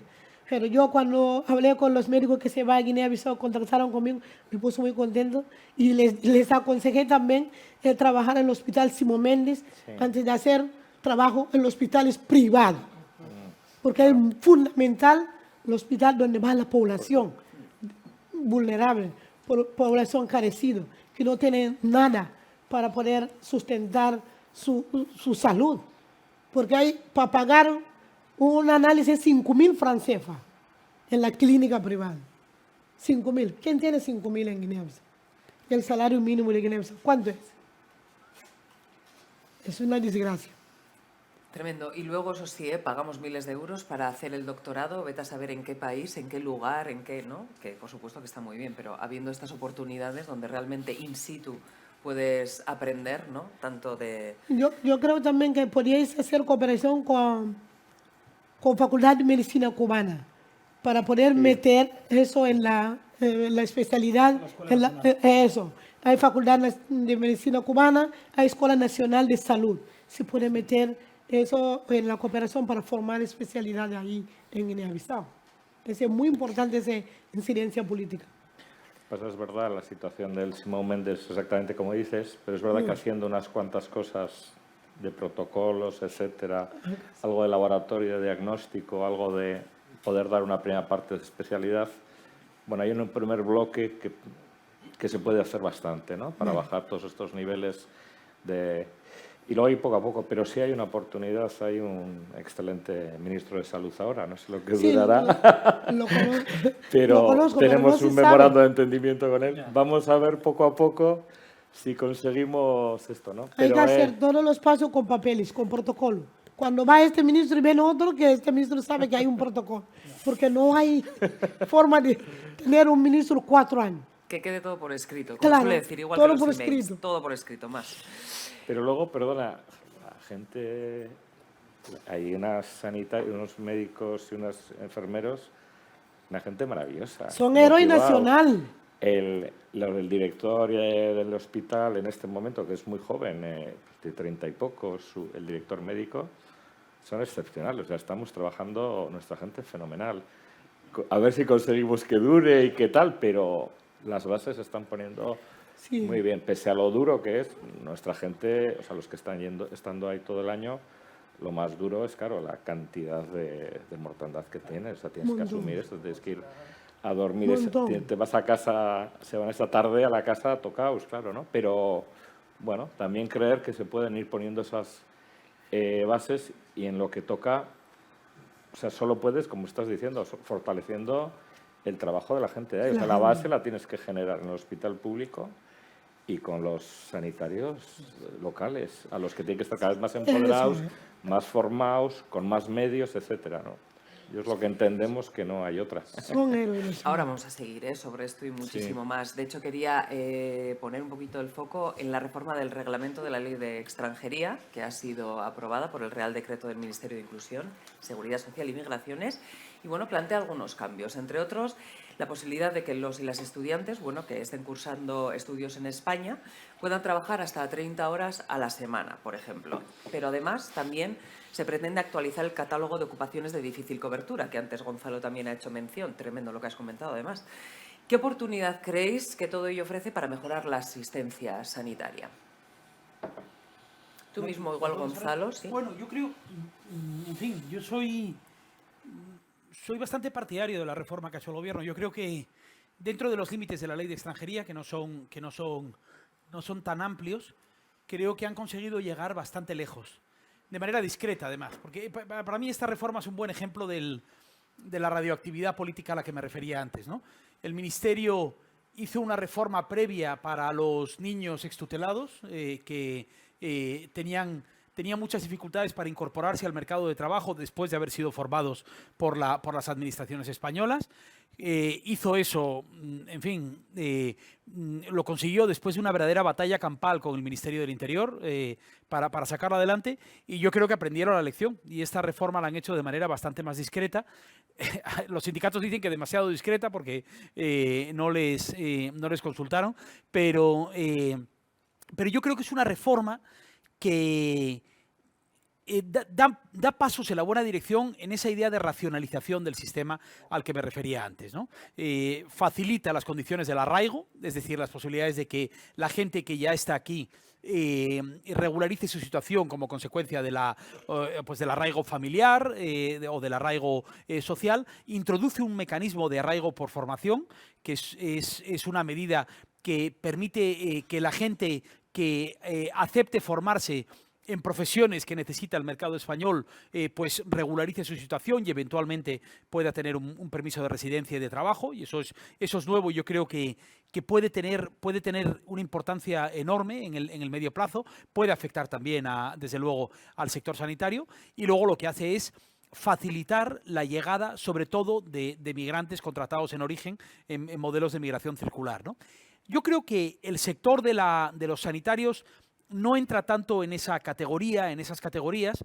Creo que las perspectivas de flexibilización para el sector sanitario van a venir más bien de la Unión Europea y de una herramienta que se llama la tarjeta azul, que es un mecanismo para que el personal altamente cualificado llegue a la Unión Europea, ¿no? La reforma del Pacto de Migraciones y Asilo de la Unión Europea es un carajal monumental, donde solo se ponen de acuerdo en el fortalecimiento de las fronteras exteriores, en convertir a Frontex en una agencia filomilitar, y en la contratación de personal de alta cualificación, ¿no? Todo lo demás es una batalla en este momento, ¿no? Pero yo creo que este asunto correrá relativamente rápido porque nos interesa, básicamente, exactamente por las razones que explicaba Garbiñe antes. La gente que nos interesa, vamos a facilitar su llegada con mucha rapidez, y al resto, pues en fin, que arreen. Antes Gonzalo ha hecho referencia a algo que se echa de menos en todas las áreas sociales y políticas problemáticas, que es la pedagogía, ¿no? Sí. O sea, cuando no se hace mala pedagogía, no se hace ninguna. Y esta norma, este Real Decreto que se publicó en 27 de julio, es muy reciente en el boletín, pues tiene una exposición de motivos ya de entrada interesante, en la que se refiere a la necesidad de conseguir una política migratoria eficaz, pero sobre todo subraya la contribución de las personas migrantes para competir por el talento a escala mundial. Por lo tanto, ahí yo creo que eso tiene interés. Y desde luego también específicamente, porque también es lo que interesa al Estado aquí, para hacer frente a los desajustes del mercado de trabajo por escasez de mano de obra interna. Bueno, y ahí yo creo que sí que puede entrar lo que es el ámbito sanitario. Bueno, y no olvidemos que es un reglamento de desarrollo de la ley de extranjería, pero que también yo, por hacer pedagogía, a mí me gusta llamarla por su nombre, que es el de derechos y libertades de los extranjeros en España y su integración social, porque decimos ley de extranjería y parece que es casi una relación entre países, no, y esto es para las personas, ¿no? Y este reglamento, el reglamento que modifica el anterior, lo que hace es, bueno, actualiza la normativa migratoria sobre el catálogo de ocupaciones de difícil cobertura. Yo creo que es importante que se modifique y sea mucho más realista. Efectivamente, a lo mejor es muy posible que hagan falta un mayordomo de cruceros y que sea muy difícil cubrirlo, pero bueno, efectivamente hará falta seguramente más personal en otras áreas de muchísimo mayor interés. Y hay una específica previsión en esta norma sobre los títulos de especialista en ciencias de la salud para facilitar la homologación o la aceptación de titulaciones de profesionales de fuera de la Unión Europea. Y bueno, seguramente esto sí que puede tener un interés relevante, como lo va a tener aquí específicamente ya en la comunidad autónoma, claro. De manera que, bueno, por lo menos es un avance efectivamente desde esa perspectiva de flujos migratorios interesantes en el más amplio sentido de la palabra, ¿no? Maitena, perdona, si me permites, has hecho referencia a la exposición de motivos del Real Decreto. Si queréis leer una crítica inmisericorde de nuestro sistema migratorio, leed la exposición de motivos de eso. Yo no he leído una crítica mejor construida a nuestro sistema y por qué es inoperante que la exposición de motivos escrita por el propio gobierno sobre ellos mismos. Merece la pena. Es un ejercicio de literatura administrativa muy peculiar. Bueno, abrimos el turno de preguntas. Es decir, si alguien aquí podéis alzar la mano y a viva voz, o si no también, si tenemos micro, ¿eh? No tenéis que proyectar, tenemos micro, tenemos tecnología suficiente. O quizá al otro lado, las personas que nos estáis siguiendo, nos queráis mandar alguna pregunta, mis compañeras me la harán llegar. Ahí hay una persona, sí. Hola, bueno, yo he visto cómo en el informe habláis un poco de los dilemas éticos, ¿no? Quería saber cómo afectan estos dilemas a este tipo de trabajos y a los proyectos que lleváis a cabo en países pues, como los que habéis hablado. Bueno, antes efectivamente yo también me he referido a esos dilemas éticos en el sentido más general de toda la migración, de las contradicciones, la contradicción que supone abrir la puerta a personal cualificado por interés, porque nos interesa muchísimo, y cerrarla al resto de las personas y las terribles consecuencias que eso tiene. Y luego el otro dilema, que es ese desguarnecimiento que decía yo de en este caso de los sistemas sanitarios, pues nos estamos refiriendo a la salud, de los sistemas sanitarios de esos países. Bueno, yo creo que el trabajo de ANESBAD en ese sentido, bueno, pues está claro que lo que trata de promover es precisamente esa movilidad, como se refiere el informe, como una oportunidad para la salud global, y tratamos de superar esos dilemas éticos precisamente, desde luego, en principio, haciendo incidencia sobre el derecho.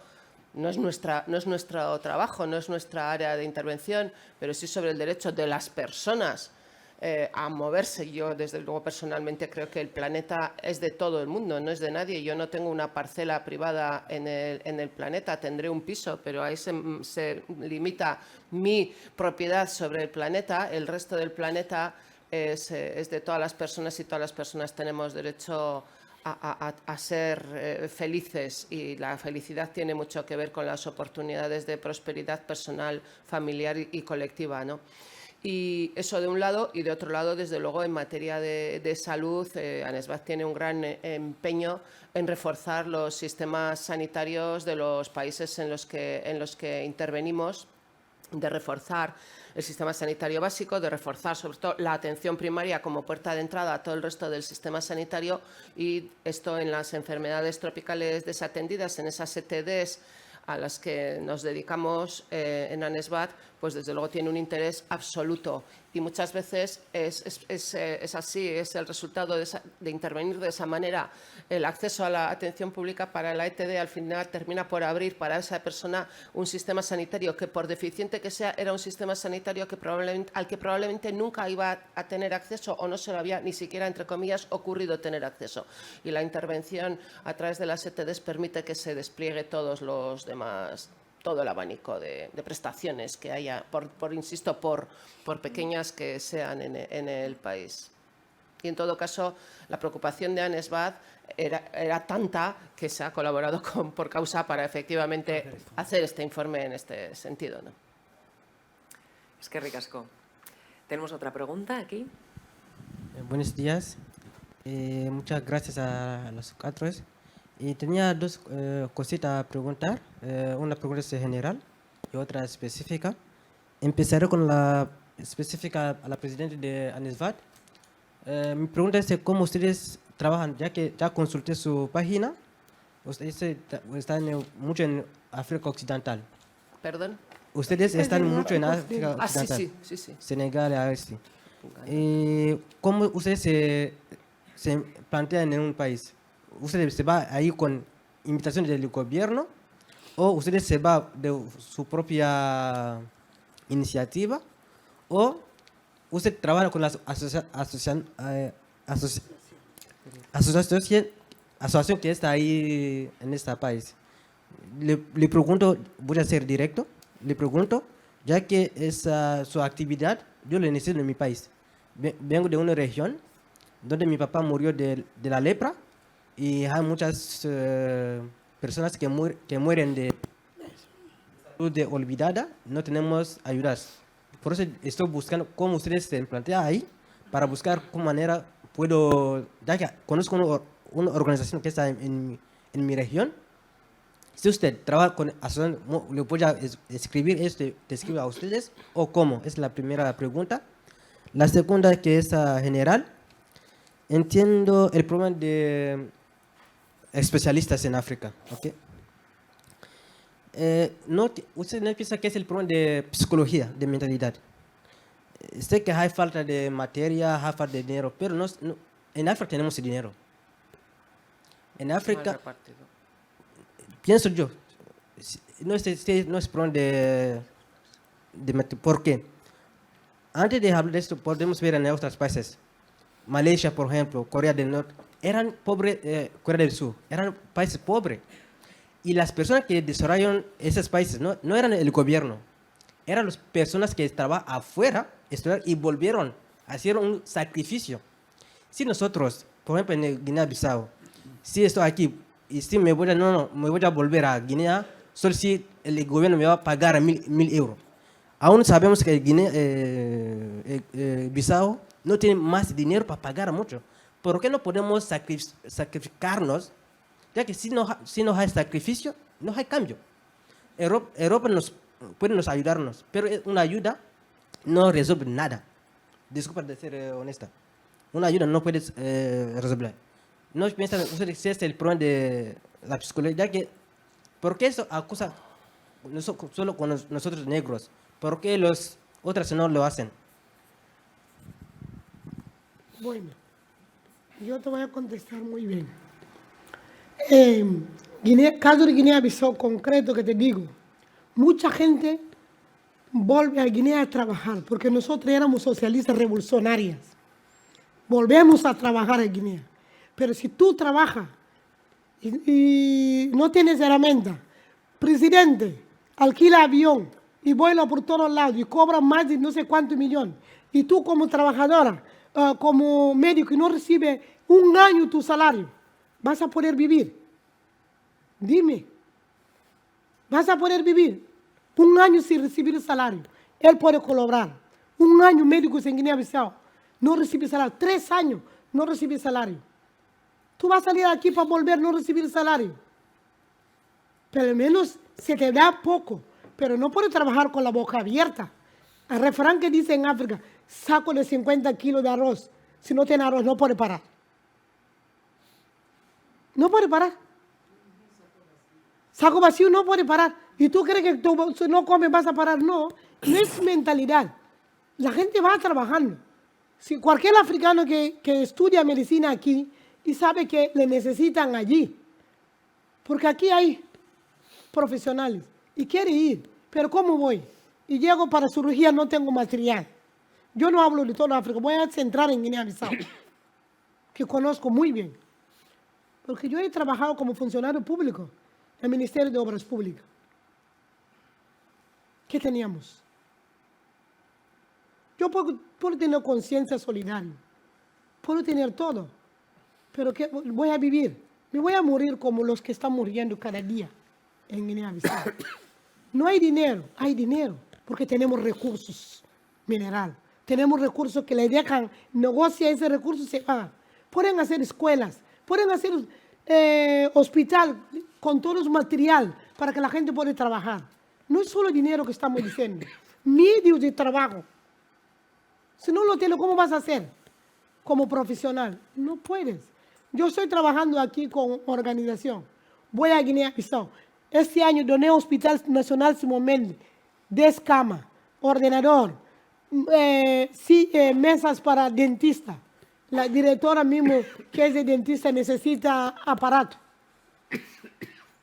Y yo con mi dinero pagué 5.000 de los contenedores.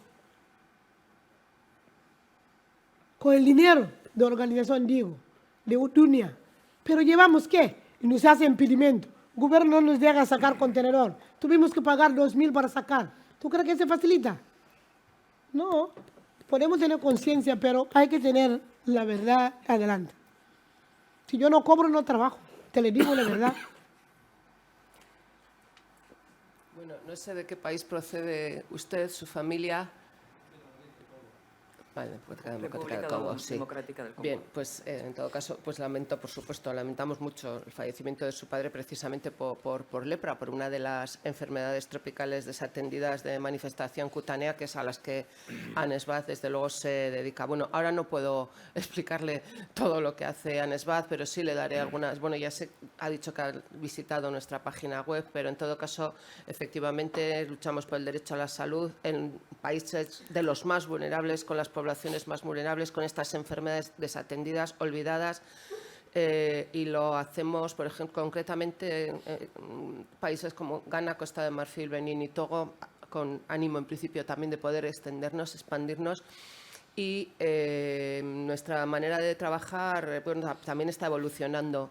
Primero, le explicaré, no tenemos destacado personal en terreno, se trabaja con el personal de todo tipo, pues, principalmente sanitario del terreno, trabajan allí. ANESBAT lo que ha hecho y hace proyectos con gobiernos, grandes planes de país, por ejemplo, contra el úlcera de Buruli y lepra, en esos países en los que se han intervenido.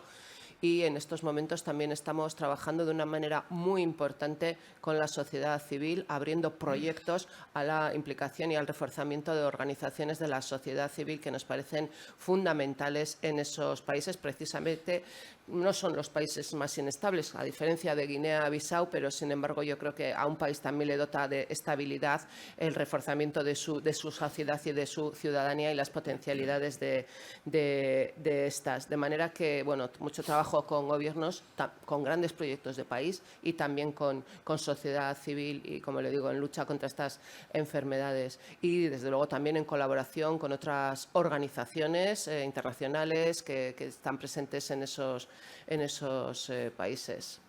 En otro momento, si quiere, hablamos más en profundidad. Ya sé que no será suficiente en este momento para responderle, pero es que es muy complicado de expresar todo. ¿De acuerdo? Gracias, eskerrik asko. Tenemos otra persona allí. Gracias. Mi nombre es Johnny. Creo que lo que ha dicho Elvis es importante. No lo sé. A mí me gusta la cooperación también, pero es importante que tenemos que saber que la cooperación no va a desarrollar. Tenemos que mover, invertir. Tenemos que buscar cómo invertir en África. Guinea, estamos hablando de Guinea, que tienes materia prima y que está robando los políticos con los internacionales y hablamos que Guinea no tiene nada. Es un poco, es complicado. Guinea tiene materia prima. Los políticos que llegamos con dinero para darle dinero gratis, para hacer cosas, ellos tienen dinero que cobra. Las mujeres que hacen agricultores, que buscan cosas, ellos cobran tasas a esta persona, pero son dinero para ellos mismos. Entonces, hay que cambiar las cosas. No podemos decir que Guinea no tiene nada. Guinea tiene algo. Tenemos un equipo en Guinea, en África, que son jóvenes que están luchando ellos mismos, que buscan cómo salir creando como jóvenes emprendedores, buscando sitio para buscar todo lo que se puede. Pero los gobiernos de Europa, de América, que va en África para buscar materia prima y mantener estos países en esta situación, ahí está el problema. ¿Por qué hay guerra en Guinea? ¿Por qué hay tanta golpe de Estado en Guinea? Porque hay materia prima. Claro. Pero hay que cambiar las cosas de una u de otra manera. Pero hay manera de hacerlo, sí, con los jóvenes, porque hay jóvenes que están intentando hacer cosas, que niega la política anterior de ayuda, de todo esto. Cambiar un poco de ayuda, no, pero invertir. Con estas jóvenes que están buscando sacar proyectos. Disculpa, pero a mí me da rabia decir que no hay nada. Pero yo no he dicho que no hay nada en términos de materia prima en Guinea-Bissau. No, yo digo no hay nada en el Hospital Nacional, medios de trabajo. Si tú eres guineano de Guinea-Bissau, tienes que saber que el Hospital Simón Méndez no hay nada de medios de trabajo para los médicos. Pero materia prima, eso sí existe. Ahí tenemos materia prima, pero no hay política. No hay política. Si los multinacionales vienen a invadir, saqueando nuestros recursos naturales, ¿por qué queremos? ¿Por qué Luis Cabral no había dejado eso? Primer presidente de Guinea-Bissau. ¿Por qué? y ahora esta gente acepta por la corrupción. Entonces, para que nosotras, como hijos de Guinea-Bissau, trabajar para Guinea-Bissau, para no haber fuga de cerebro, tenemos que ser patriotas, tenemos que trabajar, tenemos que proteger nuestros recursos. Para proteger tiene que ser sociedad civil. Pero si el gobierno sale a pegar sociedad civil, ¿cómo vamos a defenderlo? Tenemos que ser coherentes, realistas sobre la situación de Guinea-Bissau. No he dicho que no hay nada, porque yo nací en Guinea-Bissau 56 años, sé lo que hay y lo que no hay. Y estoy trabajando con ONG. Este año tengo premio de ANESBAD. Y estoy construyendo Casa de la Mujer en Guinea-Bissau con ese dinero, porque no hay espacio donde mujeres pueden reunir, pueden decir. Esas mujeres que dicen que venden el mercado, pagan impuestos, ¿dónde va ese impuesto? ¿Dónde? No hay clase 4 años.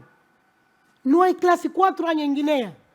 Ese impuesto podía solventar el salario de los profesores que están en la huelga. Tenemos que ser realistas con nuestro país, con la sociedad. Nosotros mismos que somos culpables de eso, los guineanos. No he dicho que no hay nada, existe, pero ¿cómo podemos hacerlo? Tenemos que trabajar nosotros, somos patriotas como nuestros ancestros, como nuestros padres, no hoy en día. Yo no he dicho que no tenemos nada, no, tenemos. Y eso tenemos, pescado, recursos minerales, todo Guinea-Bissau tenemos. Tenemos 80 islas, 20 habitadas. Podemos vivir de turismo, pero no vivimos porque no hay voluntad política en este país. No, si no tenemos eso, ¿qué vamos a hacer? Muchísimas gracias por todas las aportaciones. Ahí tenemos otra persona, porque se trata de esto. Hemos venido a reflexionar, por lo tanto, a veces estaremos más de acuerdo, menos, pero se trata de que lo hagamos en conjunto y que lo expresemos naturalmente y libremente. El micro, por favor. Mis compañeros están intentando solventar este problema. Vale. Hola, buenos días. Me llamo Lidia, soy de la Asociación Mundo Libre y Solidario de aquí de Bilbao. En primer lugar, dar las gracias a ANESBAD por organizar esta jornada con ese enfoque hacia África, ¿no? Hacia este continente tan amado nuestro. Son muchas las cosas que hay que hablar y que, sobre los que hay que trabajar en nuestro continente. El tema es, antes he escuchado Garbiñe, ¿no? Mencionar unos cuantos países en los que estáis, y creo que también tenéis ciertas enfermedades, o sea, enfoques en ciertas cosas, y hay muchísimas otras cosas en las que no llegáis, obviamente. Sois una fundación, hacéis lo que podéis. El tema de África, sabemos lo que pasa en África, sabemos por qué África no se desarrolla, sabemos que África no es pobre como lo intentan vender. Yo lo que quería decir ahí es, si es posible, y creo que antes lo habéis mencionado también, la importancia de trabajar con la población. Porque en cuanto intentamos trabajar con los gobiernos, algunos no nos dan cobertura y otros, pues los recursos no llegan a la población. Hay muchos problemas de salud, También quería preguntar si tenéis algo específico, algún trabajo, algún programa específico con las mujeres, porque las mujeres sufren mucho en África. Es que ricasco. Bueno, pues voy completando la información que le daba antes al compañero aquí. Efectivamente, bueno, trabajamos en esos países y es verdad que ANESBAD tiene ya muchísima experiencia, por ejemplo, muchos años de experiencia en trabajar con gobiernos, en hacer proyectos país, y desde luego es claro que son experiencias que revelan que hay que tener un alto nivel de exigencia también, de manera que ANESBAD aporta, pero hay exigencia de aportación y hay exigencia de resultados también en el trabajo de los gobiernos, de manera que Bueno, esto lo estamos haciendo en África, pero si hubiese un día que colaborar con un gobierno occidental, desde luego haríamos exactamente la misma cosa. Y en nuestras perspectivas de actuación, pues desde luego antes no lo he dicho, pero ya he dicho que la sociedad civil en estos momentos tiene para ANESBAT una importancia capital. Tenemos un número importantísimo ya de proyectos con sociedad civil, por esas razones que he dicho antes, y desde luego dentro de las perspectivas, la de género es muy importante para ANESBAT y también lo son la multiculturalidad, la discapacidad, por ejemplo, le cito algunas. Y en materia de género, desde luego, el trabajo de ANESBAT hace un trabajo muy importante con las mujeres, no para las mujeres, para mujeres, pero con las mujeres. Ese es un trabajo fundamental con organizaciones de mujeres. Yo, por ejemplo, las pocas veces que he estado en terreno, bueno, pues he visto efectivamente cómo se trabaja con las mujeres, cómo las mujeres contribuyen, desde luego, a luchar contra estas enfermedades desatendidas de las que ANESBAT trata de ocuparse en colaboración con todos estos sujetos. Y, desde luego, he visto efectivamente la implicación, la formación de las mujeres y la implicación de las mujeres en la lucha contra estas enfermedades, porque si antes hablábamos de los sistemas sanitarios básicos, de la puerta de entrada, atención primaria, etcétera, pues también hay que referirse a al previo espacio de la prevención, etcétera, en el que las mujeres tienen un papel muy, muy importante. Bueno, en definitiva, respondiendo ya con una frase a su pregunta, efectivamente, una de las preocupaciones y del objeto de nuestro trabajo es precisamente el trabajo con mujeres y con organizaciones de mujeres de la sociedad civil. No solo, pero tienen desde luego un espacio absolutamente relevante para ANESBAT. Sin duda, porque es bien sabido que a través de las mujeres es como se pueden instaurar diferentes sistemas que puedan ser de alguna manera más coherentes con los derechos humanos, ¿no? Sí, quería decir algo. Yo entiendo mi hermana lo que quería decir. Porque la organización es grande también. Cuando bajáis a África a trabajar, trabajáis con gobierno, hacéis cosas con gobierno. Entonces, la sociedad civil como asociación de mujeres son olvidados, ¿no?, en ese trabajo. Entonces, esos grupos de mujeres, esa asociación, son la cuna de África que trabajan, que hace que son espina dorsal de nuestro continente, que se pueden trabajar con ellos para la formación de diferentes enfermedades, porque ellas que son responsables del cuidado de esas personas que tienen esas enfermedades olvidadas, principalmente como discapacidad de los niños rechazados, nacidos ahí en esos países y no consideran como ser humano, le rechazan. Entonces, ¿quién encarga de esos niños? Son las mujeres en la comunidad. Gracias. ¿Tenemos otra pregunta allí? O quizá una reflexión. Bai. Bueno, ez da galdera bat, es un poco... lehenengo eskertu ANESBATeri, muchas gracias. Nosotros venimos del Hospital Aitameni y, bueno, somos muy amigos de ANESBAT, somos familia y también Paul, bueno. Nada, 4 reflexiones, porque me ha gustado escuchar que remamos juntos y en la misma dirección, ¿no? Nosotros trabajamos con una realidad, aquí hemos hablado de enfermedades tropicales olvidadas, ¿no? Nosotros no son enfermedades tropicales, pero sí son olvidadas, ¿no? Mujer y salud mental en Liberia, ¿no? Nosotros tenemos un centro de acogida que ya acogiendo haces la mitad del trabajo. Estas mujeres de... ¿Ahí? Bye. Ah, vale. Vale. Acompañar a las familias, a las comunidades, ¿no? Y nada, simplemente eso, la reflexión, subrayar la importancia de la formación. Nuestro centro a día de hoy, todo lo asistencial, terapia ocupacional, cocina, vigilancia, lo llevan compañeros y compañeras de Liberia. Claro, eso es un esfuerzo, y lo habéis dicho, ¿no? Me repito, es un esfuerzo porque hay que formar. Nosotros hemos ido allí a formar a compañeros. Ya también... Bueno, pero quien está en streaming... vale. Lo agradecerá. Bye. Parcato.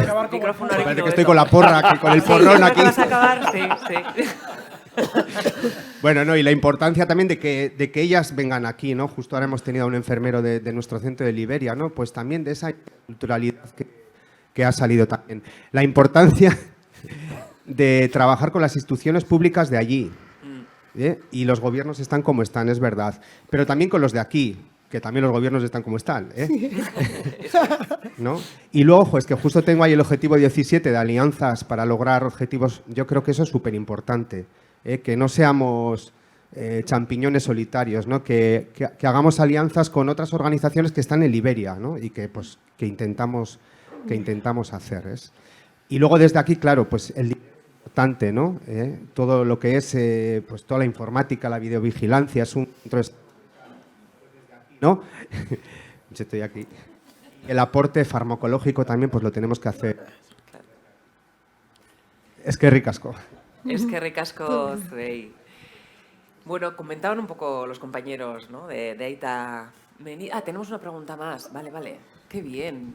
Qué público más participativo. Buenos días. Nos encanta. Bueno, igual toca hacer un Julio Iglesias. No sé. En cualquier momento. Que sepáis que me llamo Gonzalo. No sé, a ver si consigo defenderme con el micrófono. Bueno, soy Gonzalo Álvarez, represento a África Avanza, Garbiñe, Fátima, Paul, mi tocayo Gonzalo y a la moderadora, gracias por estos minutos. Gracias a Jessica también por invitarnos y contar con nosotros. La verdad es que ya tuvimos el placer de ser homenajeados por vuestra asociación. Y en este momento la verdad es que me siento muy identificado con lo que he oído del proyecto de Guinea-Bissau. Nosotros estamos centrados prácticamente con Cabo Verde. Tenemos un proyecto fundamentalmente médico.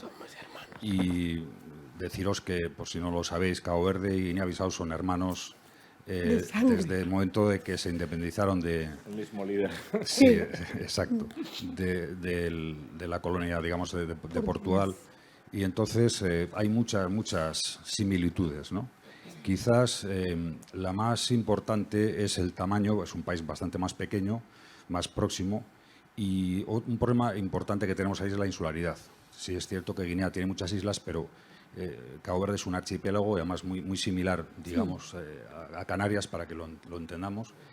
Y hay un problema fundamental con los transportes en este momento, sobre todo después de la pandemia. En este caso, nosotros llevamos ahí 10 años y tenemos todos los problemas que habéis resaltado aquí, los sufrimos ahí todos los días.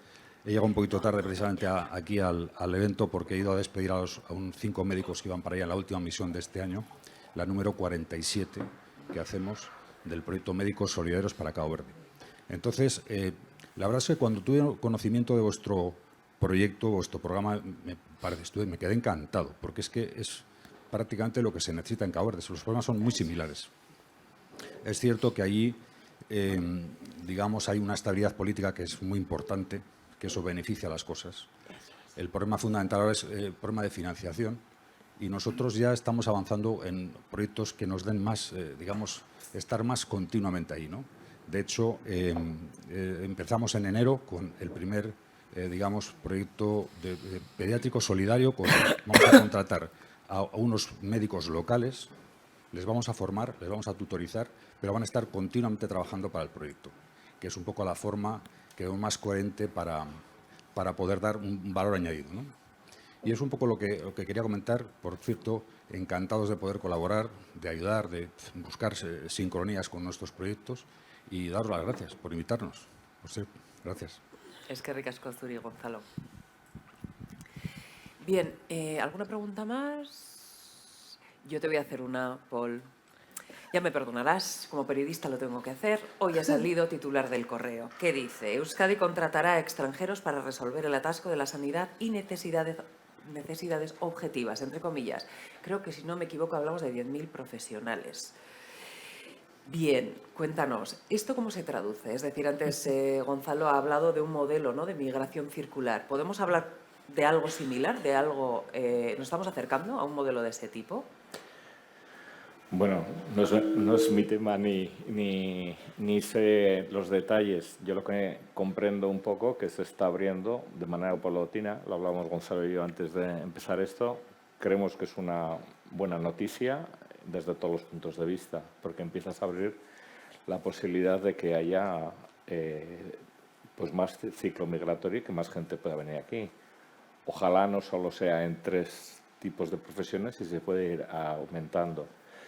Yo creo que hay un primer momento que que surge por las necesidades que hay de una contratación mayor, ¿no?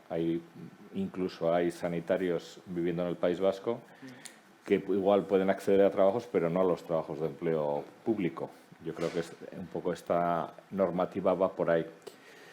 Pero lo que yo estoy un poco en la línea de la que se ha mencionado aquí, Gonzalo ha hecho hincapié, hay que verlo muy positivo también para toda esta mirada que estamos dando, que pueda ser un primer paso y que haya muchas más posibilidades de normalizar unas relaciones de que pueda fluir la gente, además de una manera pues mucho más abierta, de en un momento dado pues trabajar aquí o allá. Yo no lo veo, en la clave también que estamos hablando de la presentación del informe y todo, yo también lo veo como un fenómeno relativamente normal. Lo que sí creo que tenemos que hacer es que no signifique que descapitalizamos de profesionales de la salud de los países, pero nunca las cosas son tan lineales, ¿no? Yo creo que hoy en la mañana hemos pedido, y escuchando también a otras personas que han intervenido, la complejidad de toda la necesidad de personal sanitario en diferentes contextos. Entonces, nunca se puede analizar de manera simple las cosas. Yo creo que la complejidad nos da que hay que incidir de muchas maneras, hay que trabajar de manera muy... Cada contexto además tiene su realidad. Y bueno, a mí esta medida que se ha tomado la veo absolutamente positiva. A corto plazo sí tiene un beneficio, digamos, para Euskadi, para el sistema sanitario vasco público básicamente, pero yo espero que sea una medida que sirva para también otros pasos y para normalizar muchísimo más todos los flujos migratorios y de los proyectos migratorios de personas por razón de sus intereses profesionales, laborales, etcétera. Sí, parte de un proceso, ¿no? Gonzalo, ¿querías añadir algo? Sí, quería añadir una cosa. Creo que, Garbiñe, no recuerdo si lo mencionaste tú el dato, pero aquí estamos hablando mucho de África, pero el fenómeno de la migración de profesionales sanitarios en España es esencialmente latinoamericano. Es el 90% de los profesionales vienen de América Latina, de África solo 6%. Es decir, que Portugal yo creo que es un caso diferente en ese sentido, precisamente por la historia de los países con los que ha tenido relación Portugal, ¿no? Y otra cuestión que es fundamental, España es exportadora de personal sanitario hacia países europeos, por ejemplo. Miles de profesionales de la medicina y de la enfermería trabajan en otros países exactamente por las mismas razones por las que profesionales de otros países quieren venir a trabajar aquí, porque las condiciones son mejores. Es decir, que parte del ejercicio que tiene que hacer nuestro sistema de salud es precisamente reconsiderar los incentivos para el personal y dignificar una profesión que, por ejemplo, en Madrid, donde yo vivo, pues en fin, está ahora en la calle, precisamente porque las condiciones son condiciones indignas para muchos profesionales y para los pacientes de los que dependen esos profesionales, ¿no? Es decir, es una historia en un contexto diferente, pero yo creo que los fundamentos son similares, ¿no? Sí, antes además ha comentado con datos Garbiñe, decía que 6.000 profesionales de la medicina, ¿verdad?, vienen o importamos a España y que el 90% viene de América Latina y un 6% del África subsahariana, sí, sin duda. ¿Algo más que queráis añadir, quizá? Bueno, yo creo que la verdad es que, si me permites, agradecer muchísimo el espacio. Yo quería hacer verdadero hincapié otra vez, y es algo además que solemos hablar, con la importancia de hacer presente el diálogo con África. Es decir, en nuestra sociedad vasca y posiblemente en la española también, necesitamos una interrelación muchísimo mayor, un conocimiento muchísimo mayor, un intercambio de personas muchísimo mayor, y yo estoy la verdad encantado que para ANESBAT, no solo en los países donde trabaja, sino el enfoque del premio, el enfoque de las cosas que hacer, sean con esa mirada en África, ¿no? También nosotros desde el Gobierno vasco, desde la Agencia Vasca de Cooperación, hay un esfuerzo, la única prioridad geográfica es África, no solo porque el 25% de los fondos ya se ven a África, sino porque la necesidad de generar esa interrelación, no únicamente en una vía solo de cooperación en el sentido económico, de proyectos, sino necesitamos el diálogo y la colaboración, el intercambio, el aprendizaje mutuo, ¿no? Entonces, pues, bueno, yo, si me permitíais, quería meter esta cuña final porque es que me parece fundamental y hay que explicitarlo más, ¿no? Y bueno, pues yo encantado de estar, de haber aprendido de todo el mundo y ojalá sigamos teniendo otros espacios como estos y profundicemos. toda esta mirada del informe, lo tengo que decir, para esta línea que estamos de cooperación sanitaria, apoyamos más cosas a través de ONGs, pero digamos que el aporte es que hemos incorporado al sistema público de salud vasco a la cooperación. Es decir, claro que trabajamos con ONGs y financiamos proyectos de ONGs sanitarias. La novedad de este proyecto, y por contarlo, y yo creo que era por lo que nos habíais pedido, es que por fin hemos podido incorporar al Departamento de Salud y a Osakidetza en una iniciativa y sus capacidades económicas, de personal, etcétera, ¿no? Y esa es la novedad y la que queremos ir ampliando, ¿no? Y eso me parece fundamental, y en ese diálogo también con el intercambio de profesionales de la salud de África y de aquí del País Vasco. Y pues nada, pues es que ricasco, de verdad. No, y sin duda, y es que ricasco, por supuesto, a vosotros también. Somos muy conscientes que es un paso de gigante el hecho de incorporar a Osakidetza, que esto viene de muchísimos años de trabajo, de muchos obstáculos, algunos superados y otros todavía por superar, pero sin duda que es una gran noticia, y tanto para Euskadi como para África, sin duda. ¿Alguna pregunta más? Creo que no. ¿Sí hay una persona? Muy bien. Allí tenemos, por favor, a alguien. Hola, ¿qué tal? Yo soy Íñigo Lasa, director de ANESBAT. Y bueno, en un principio darle las gracias a Garbiñe por lo bien que nos representa, y al resto de los panelistas pues vuestras reflexiones tan interesantes. Comentarle a Elvis y al resto de compañeras que habéis mencionado vuestras cuestiones sobre ANESBAT, que estoy aquí a disposición para responderos con más detalle cualquier aspecto que queráis saber. Y también quería compartir sobre esta última reflexión de Gonzalo y una que ha comentado al principio, un pensamiento que me trasladó Mark Nichter, que es uno de los antropólogos más famosos a nivel internacional, sobre este tema de la movilidad laboral. Y es que él nos trasladó que la gente se mueve al final donde tiene un mejor plan de vida. Y un plan de vida se puede construir alrededor de una persona individual, alrededor de una comunidad o alrededor de un país. Y si queremos pensar en esta reflexión, tenemos que pensar no solo en darle una formación o el dar estos aspectos más concretos que estamos reflexionando, sino este plan de vida a estos tres niveles que os comento. Creo que fue una reflexión que a mí me resultó interesante. Gracias por todo. Es que ricasco, Íñigo. Una mini cosa, porque el compañero creo que de ahí también ha lanzado una palabra que creo que es clave en todo esto, ¿no? Que es la palabra alianza. Efectivamente, yo creo que las alianzas, primero se alían los derechos, ¿no? Empezamos a trabajar por el derecho a la salud de todas las personas, especialmente las más vulnerables en los lugares más vulnerables, y al final conectamos con otro derecho que es el derecho a la movilidad laboral. No solo porque nos interesa en este momento, porque nos hace falta, sino porque realmente estamos convencidas de que las cosas tienen que ser así. Y luego la misma alianza, pues con eso, con personas. A veces para llegar a las personas hay que aliarse con gobiernos, hay que aliarse con el Estado, y también, al mismo tiempo, con las propias personas individualmente consideradas y con sus organizaciones civiles y sociales. Por lo tanto, yo creo que esa es la palabra que a mí hoy más me satisface, ¿no? Para llegar a todo, alianza. Sin duda. ¿Alguna aportación más? ¿Pregunta? No. Bien, pues vamos a ir cerrando. Al fin y al cabo, la historia de la humanidad es la historia de las migraciones. Yo no sé por qué nos sigue sorprendiendo que la gente quiera migrar cuando nosotros y nosotras somos herederos de eso mismo, ¿no?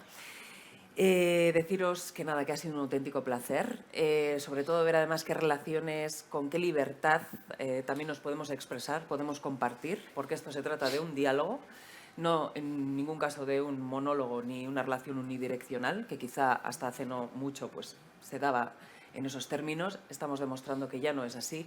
Queda sin duda muchísimo trabajo por hacer, por mejorar, pero que seamos críticos significa que nos importa y dedicamos tiempo a ello. Así que sigamos siéndolo, sigamos también de alguna manera haciendo uso de estas herramientas tan importantes como son, por ejemplo, el informe completo, ¿no? Que lo tenéis y que lo podéis escanear en el QR, en el código QR que tenéis en la web de ANESBAT.